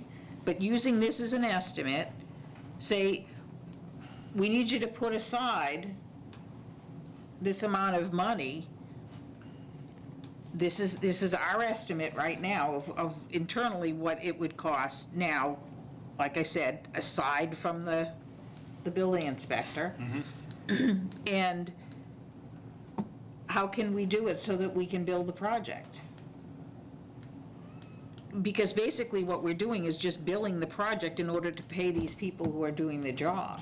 Well, I think your point's well taken as far as, you know, he's a salaried employee, and whether he's working on the school project or another project, the town is not incurring additional expenses by having him devote what seems like between visits and tests and meetings, 12 and a half hours a week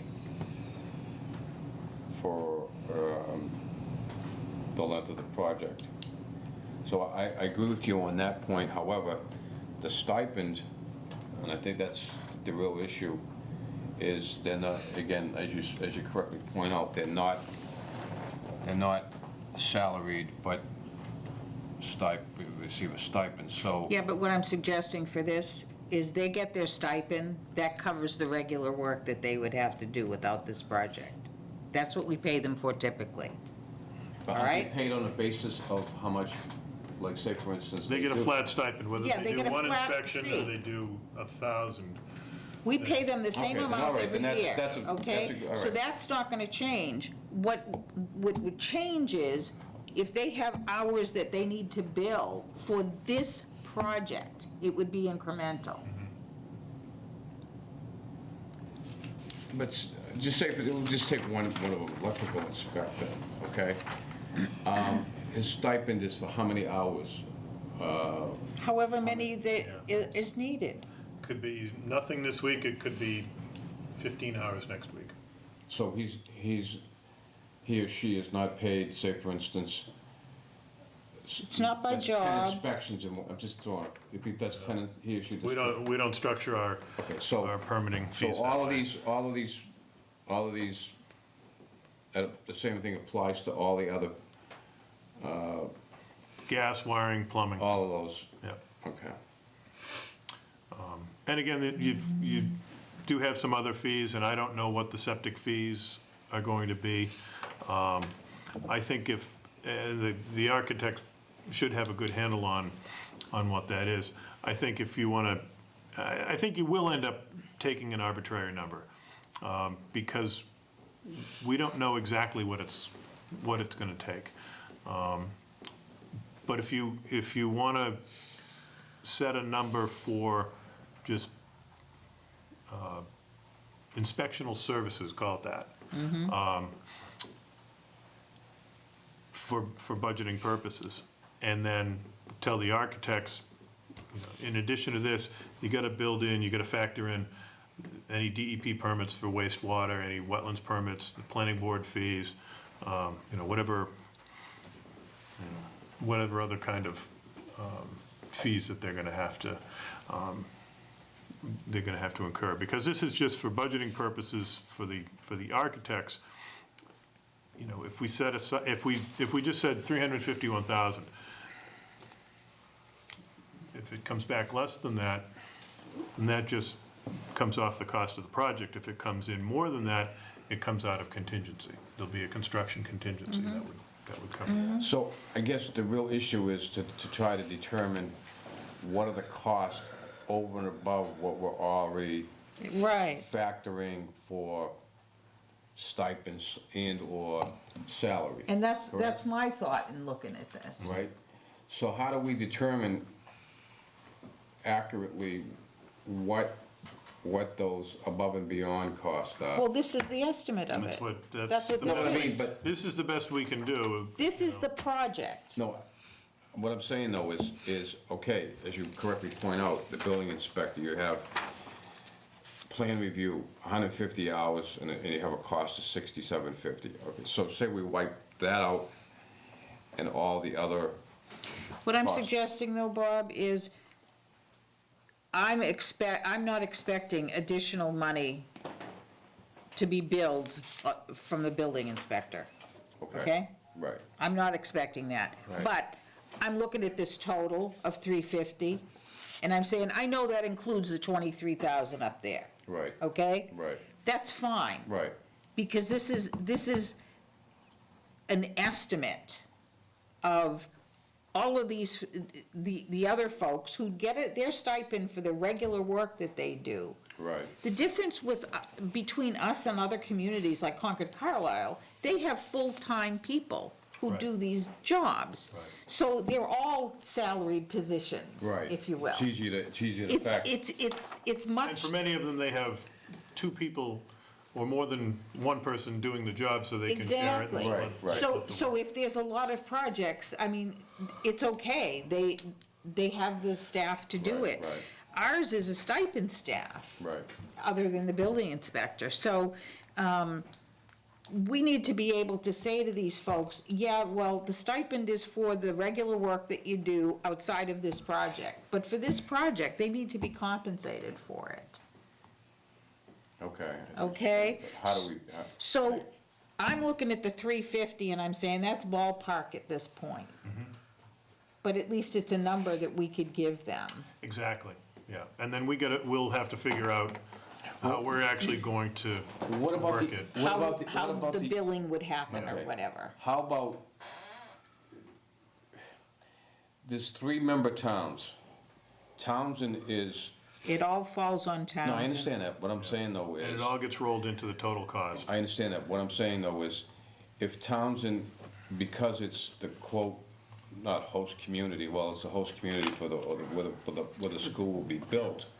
So we bear a disproportionate burden, financial burden because of that. Well, no, because that's what I'm saying here. You're not bearing any other burden. You're paying your inspectors what you would be paying them if this project was not happening, okay? And the project to which Townsend, Pepperell, and Ashby are contributing proportionately is paying for these inspectors. Right. The town isn't paying these. The town is not going to be paying that $351,000. No, they'll be paying a The portion project of that. is. That's right. Right. Through the project. Right, right. Based on whatever the. Exactly. Of the total budget. I That's understand right. that. Okay. Okay? All right, I guess I was under the, So for I budgeting, was under the misunderstanding that Townsend would be sharing, because the facility will physically be located within Townsend, that Townsend would be incurring, sort of additional. More work. well, yeah, because More work for our we're- people. of the 3 communities, we're the one that has to do all of the inspections. Right, and it's more work for our people, and we're just saying, I want to compensate them.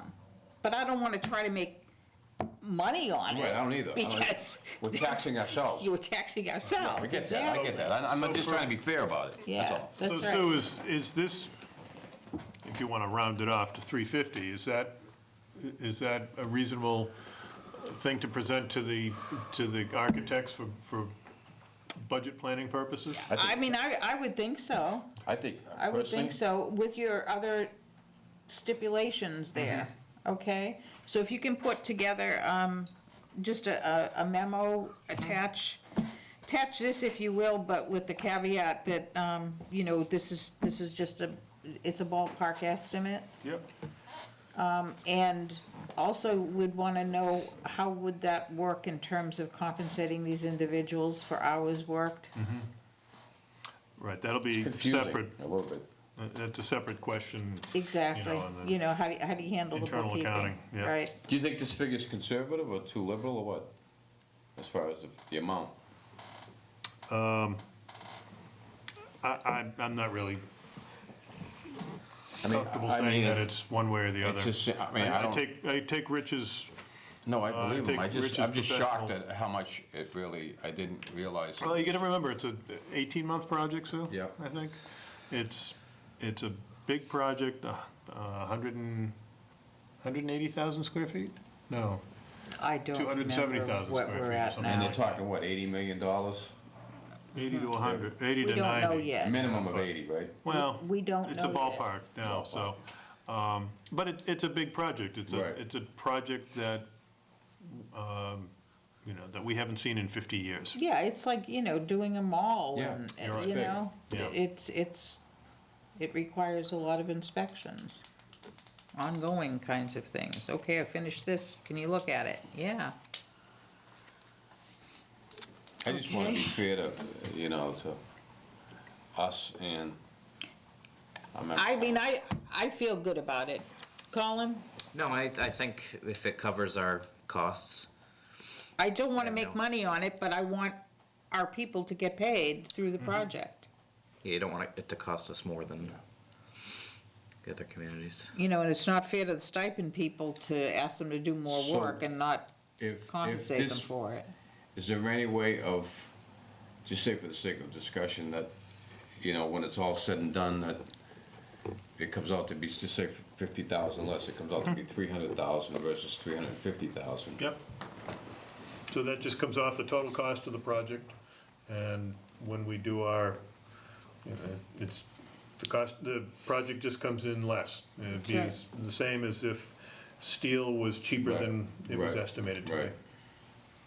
Or sheet rock, or Right. site work, whatever it Right. happens to be. Yeah. See, what they're working on right now is firming up all of the estimates. They've got the design, conceptual, now they're working on the real schematic. So this is getting down into the nuts and bolts. What are you using for, for materials? And how expensive are the materials? And what do what parts of the building you air conditioning? And what, we're really starting to get into all of that. Nuts and bolts stuff. Exactly, and that's when you start firming up more of a number, which is why they needed this, because they don't want to put in $1 million if it's not going to be $1 million, okay, because that means their estimate is high. Colin? Should we wait until Andy gets that memo before we make a? They need this as soon as possible, because, as I said, they're trying to get this all done. They've got a deadline of October 15th or something like that to put it all together. Maybe because if they're the board is presenting it to us comfortable with it, I can, if the board wants to vote it tonight, to direct me on essentially what you've already said to include in the memo, and I'll run it by Sue or another member to double check it before I send it off, if that's acceptable. I have no problem with Do you that. want to do a motion, Colin? I make a motion that we direct the town administrator to draft a memo regarding the permitting fees to the North Middlesex Regional High School project. Should we put the amount in there? With an estimate, right? With an estimate of $350,000. Seconded. Any other questions? Moved and seconded, all in favor? Aye. Aye. Thanks, guys. Thank you, Andy. Because it kind of looks. I know, it's It hard. almost looks like you're paying us out of pocket, but you're really not. No, that's right. It kind of, you think. Exactly. I'm thinking of this, wow, this is like. Okay, well, that was a pleasure. Probably the most awkward motion I've Okay, made. 3.1, discuss the process for recruiting a new fire chief following the retirement of Chief Donald Klein in March 2014. Yeah, we need to start thinking about how we want to go forward with the recruitment process for Chief Klein. He is required by statute to retire next March, shortly before the end of the month of March. So 6 months or so. And I know when I was hired 3 years ago, there was a screening committee that was established to take a first pass at resumes and present the board with a short list of finalists. We could certainly do that with this. The board can do the whole process itself. I wanted to get some direction from the board and start moving on this project. If you wanted to go with a screening committee, I would suggest that it would include somebody from the police department, either the chief or the deputy chief, at least one, probably two firefighters, maybe a full-timer and a call firefighter, perhaps somebody from the community, and probably one or two staff people from the organization that would deal with the chief on a regular basis. And what about Chief Klein himself? I think it's probably best to leave him out, to leave the incumbent chief out. It's rarely done that the incumbent helps to choose their successor. Although on first blush it would seem to make sense. One other thing that is often done is a chief from another community, either active or retired chief, helps out, asks, they know the questions to ask better than... Sort of like a consultant, if you will? In a way, yeah, and there's chiefs volunteer on a regular basis to do that. Chief Klein helped the town of Lunenburg when they were going through their recruitment for a new chief a year or two ago. I think that would be very helpful if you wanted to use the screening committee approach.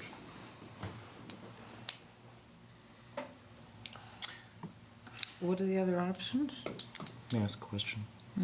How often is a member of the board on a screening committee? Member of the board of selectmen? That varies. There was, I don't believe any members of the board were on the town administrator screening committee. In some communities that the board is represented, I've seen one member on a screening committee. I've seen multiple members on screening committee. My preference is that, or I always thought that it made the most sense for at most one member to be on the screening committee, because ultimately you're going to get the last decision in the process anyways. But that would, but there's no right or wrong. It's local preference. Could you do? Oh, sorry. That's all right. Go ahead. Could you do something where obviously I'm assuming these are closed door sessions. Sure. The preliminary review would be closed door, correct? So could you have a situation where there would be a member of the board of selectmen would be a non-voting member in that preliminary process? Why would you do that? Just so you're not voting twice on the I know, but why would process. you? It's just an idea. I'm just throwing it out there. Yeah. It might be a little bit. You wouldn't want to be Cumbersome's not quite the right word, but awkward. Awkward in That's that fine. the committee might view the presence of a selectman in a negative light. Okay, I just was asking the question. I've As a sat threat? at, in the time that Yeah, like who knows how it could be viewed, as a threat, as they're being watched. That's true. I just was curious. I think it's a more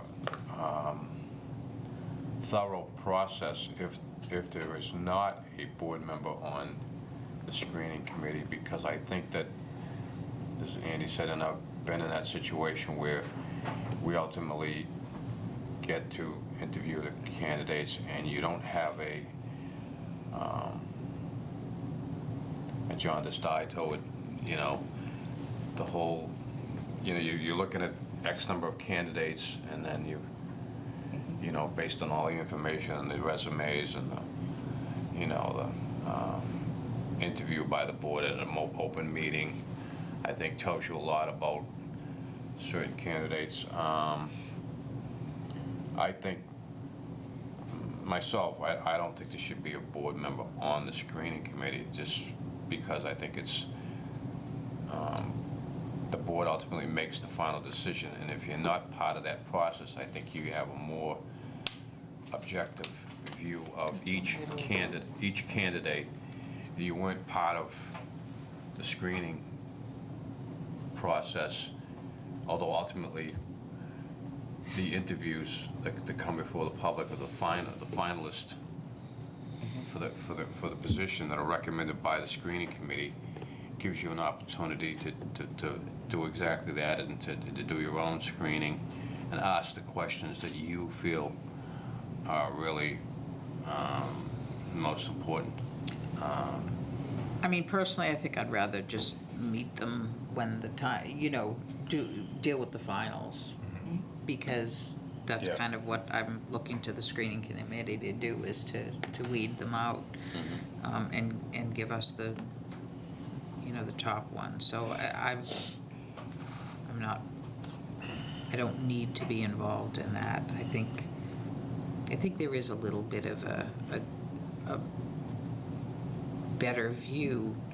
All right, I'm looking at them, I'm looking at them equally. Right. No, that's a good point. That's a very good point. I'd You have an rather unbiased I'd rather eye. do it that way. Yeah, I haven't already looked at them and thought about that, so. How do we decide, I mean, first of all, screening committee sound like the way to go, guys? I like that Okay, idea. screening committee sounds like the way to go. And how do we go about choosing who is on that screening committee? I can put together a, Draw straws from the? No, I think a police chief is definitely gonna be one. Well, I'm talking about, like, if you mentioned a couple of firefighters. Sure. Let them draw from a hat? no, I think you wanna select based on their background. Maybe we ask for them to fill out a volunteer response form, provide a resume. Oh, okay. Or some summary of their experience, and, pick based on qualifications. And of course, we don't know how many people would be interested in doing it Right. either, so. So if it sounds like the board is okay with the screening committee, I'll put together a notice, a posting notice with the description of what we're looking for and all of that. And the for board. membership to consist of, to invite, Either the chief or the deputy chief. okay, Probably 2 firefighters, one call, one full-time. A member. and staff? One or 2 members of town staff. Would you be involved as well? I'm precluded in the charter from being on a committee. I think I'd like to be involved in the discussion as maybe an ex officio member. But I think 1 or 2 staff, maybe the building inspector or the highway superintendent or the cemetery superintendent, somebody like that, and then maybe the town accountant or the collector or somebody. What about a citizen at large? And then I would say a citizen. I think it would be helpful to have a citizen as well. And then probably as an ex officio, a chief from another community. What about representation from one of the schools? The reason that I say that is that I've seen such a good working relationship with the public safety and with the schools. And I really, that relationship's an important one. So I'm just, Hadn't thought about that. maybe the superintendent could designate someone. As the community member or as a regular member, ex officio? I don't know, what do you think? You don't want to get too many ex officio members. Right. I think that, Yeah. I don't think it should be the community Let me member. play around with the Well, makeup. What I'm bring it back thinking in is 2 weeks. someone to Yeah. represent the schools, preferably, but a Townsend resident, Okay. okay?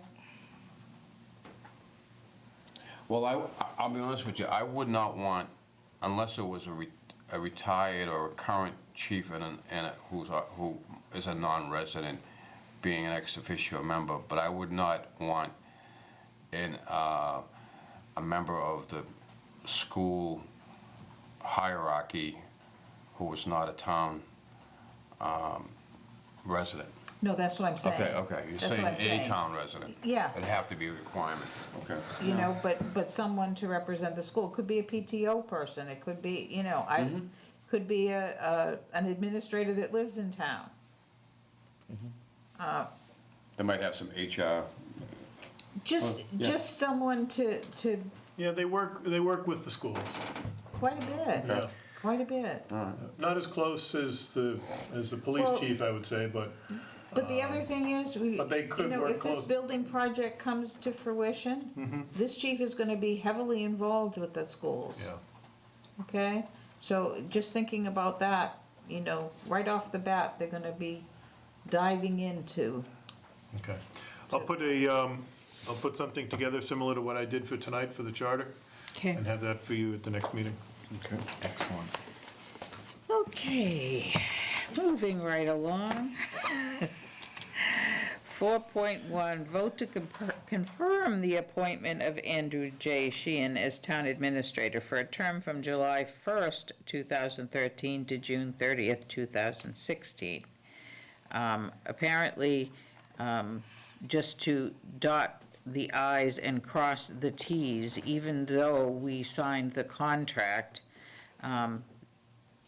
this is just to make sure that we have something that says, yes, officially we have appointed And so Mr. Sheehan. So nobody's worried, I have actually been sworn in as town Yes, administrator again. yes, So this is we just knew that you had been closing the sworn loop. in. I think this is just to have the paperwork on Correct. file, so. I make a motion to confirm the appointment of Andrew J. Sheehan as town administrator for a term from July 1st, 2013 to June 30th, 2016. Seconded. Moved and seconded. Any other discussion? If not, all those in favor? Aye. Aye. Board of Selectmen, updates and reports. I don't have any. Building committee's been lots of fun. I know, really, it's very intense. I did not realize how intense it was going to be, but we seem to be plodding through it, and it seems to be on schedule and going well, so. There is an update, there is an all-board meeting, I believe, for the 21st, Andy? 21st? We have two meetings coming up. Find the right one. October 21st is a joint meeting with the finance committees and the boards of selectmen and the building committee. And then on October 20th, not necessarily related to the high school project, but NEASC, the New England Association of Schools and Colleges is coming out for an accreditation meeting. And there's a meeting that night to, a reception that night for NEASC, so. But for the building, That second meeting, what was the date in that again? October 20th to Sunday. Oh. Okay. It's 4 a p.m. reception, it's not a meeting. Yeah, just a reception, Okay, so. thank you. But the big one is October 21 for the high school project, 7 o'clock at the high school, again, for the boards of selectmen, the finance committees, town administrators, and building School committee. committee, too. Andy, is there something going on October 7th? It's a Monday night.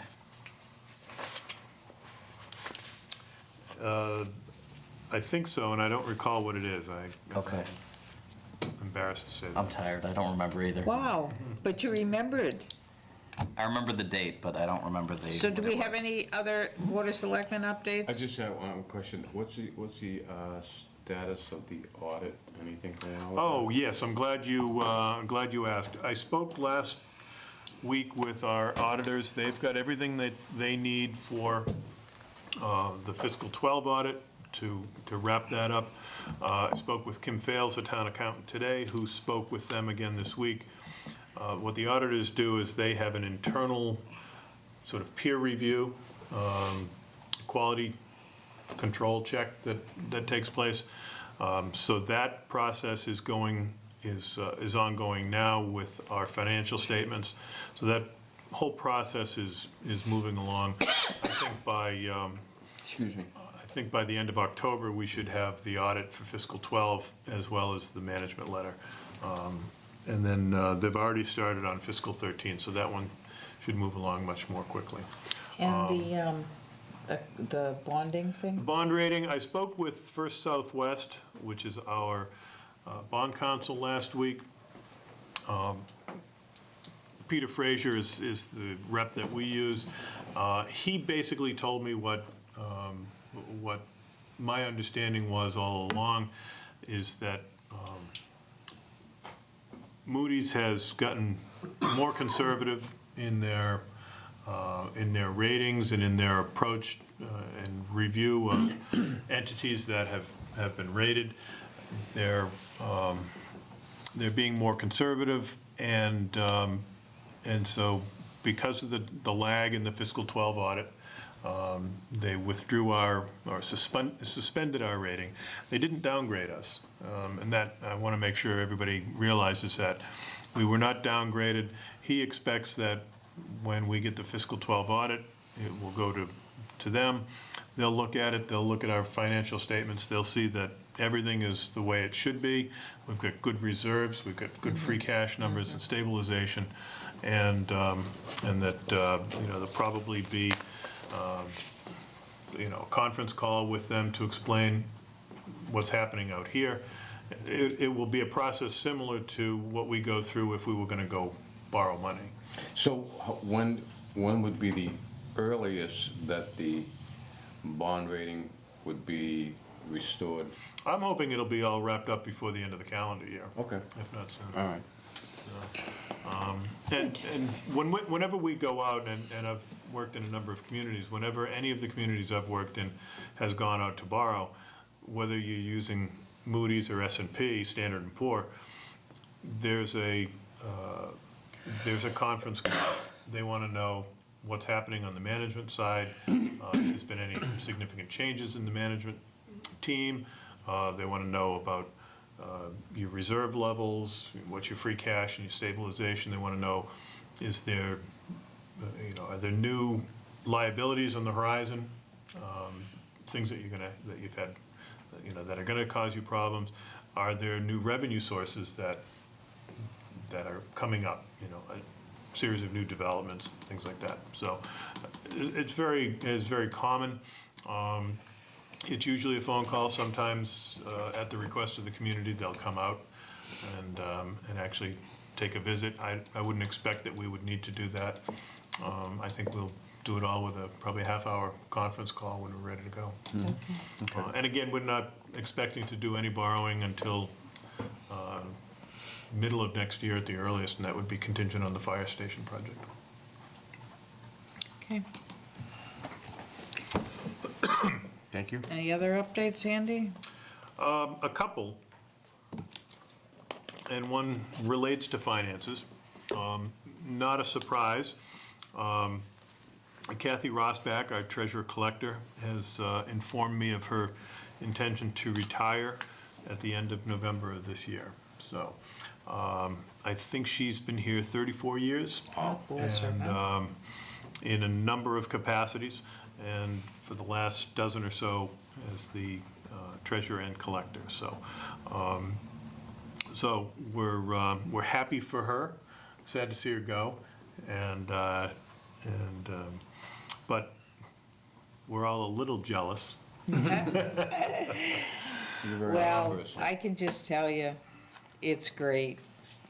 It really is. Yeah. Don't rub it in. Yeah, don't rub I it in. stopped We don't to wanna hear talk to about it. Kathy. I said, Kathy, you're gonna love it. You're gonna love it. Yeah. And then related to that, I was in the State House last Tuesday for a legislative hearing with the joint Oh, committees, yeah. Joint Committee on Municipalities, and they favorably received the testimony that I provided and that Representative Harrington provided in support of converting the collector from an elected position to an appointed position. So I expect that will go through the remaining legislative steps. I don't have a timeline yet for what that's going to... Would you mind contacting Representative Harrington, and just kind of let Senator Flanagan know too?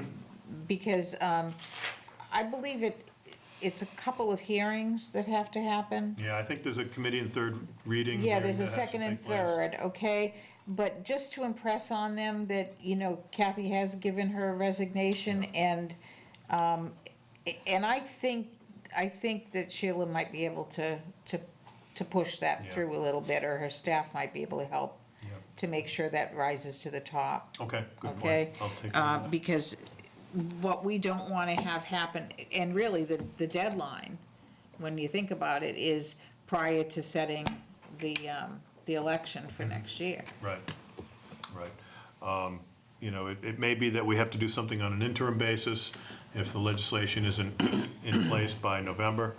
But we certainly want to be able to move on this fairly quickly. We're also, again, related to this, we're going to You have to have look some at kind our... of contingency plan anyway. Yeah, and we're going to look at the whole organization, finance structure, and see, does it make the most sense to just replace in kind, with the same structure? Should we formally combine the collector and the treasurer, which are two distinct positions now? Should we go back to having them as separate individuals? There are other ways that we want to structure things down there. So we'll be, with the rest of the finance team, we'll be working on that. A couple of other energy efficiency things. Still talking with Lunenburg about the net metering project, and that still looks like that's going to go forward probably in, the benefit for us probably won't hit until fiscal 15. Green Communities, the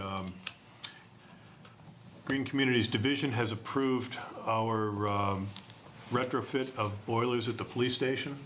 Using Green Communities funds, we had an energy audit done, and boilers were one of the things that they identified. We don't have prices yet on that, but probably in the ballpark of $10,000 or something like that. So that's out of the grant that That'll we come got. out of the Green Communities grant. Okay. And then Unitil is going to be doing some lighting upgrades in this building. They've done audits in most of our buildings. They've done upgrades in the fire stations, in the highway garage, and police station, I believe they've done. And they're going to be doing some upgrades here. So they're paying like 50% of it, so it's a great deal for us, and the payback for most of these projects is about 2 years. So those will be happening soon. And then I got notice today of a vacancy on the planning board. Julie Johnson has resigned, and so we'll have to do, at some point in the next month or two, a joint appointment with the planning board to fill that spot. And before you know it, it'll be election time, and we'll be talking about what's open next April. So. There is a meet at the building committee meeting next week. One of the subject is going to be the they call it the charrette. Mm-hmm. Oh, the Echo Charrette, yes. Yeah, for maybe that's the 7th. Maybe that's the meeting. no, that's Is that the 30th? 30th. Okay. Yeah. Okay. I can't remember what we But- talked about. And I know they sent an invitation to our energy committee, because I asked them specifically to do that. Hopefully somebody's gonna go from that, because it's like it's an opportunity to talk about that, and I just wanna make sure. I think they were having a separate meeting. I believe so, yeah. They were having a separate meeting, so this might be to discuss the findings from that meeting. But, because hopefully the MSBA gives some extra points in terms of reimbursement for, for energy efficiencies. So we want to take advantage of whatever we can there too. Okay, 5.3. Make a motion that we sign the payroll warrant out of session. Seconded. All those in favor? Aye. Aye. 5.4, review and sign bills payable warrant. I make a motion that we sign the bills payable warrant out of session. Seconded. Moved and seconded, all in favor? Aye. Aye, we did the executive session. I make a motion, we adjourn tonight's meeting at 9:52. Second.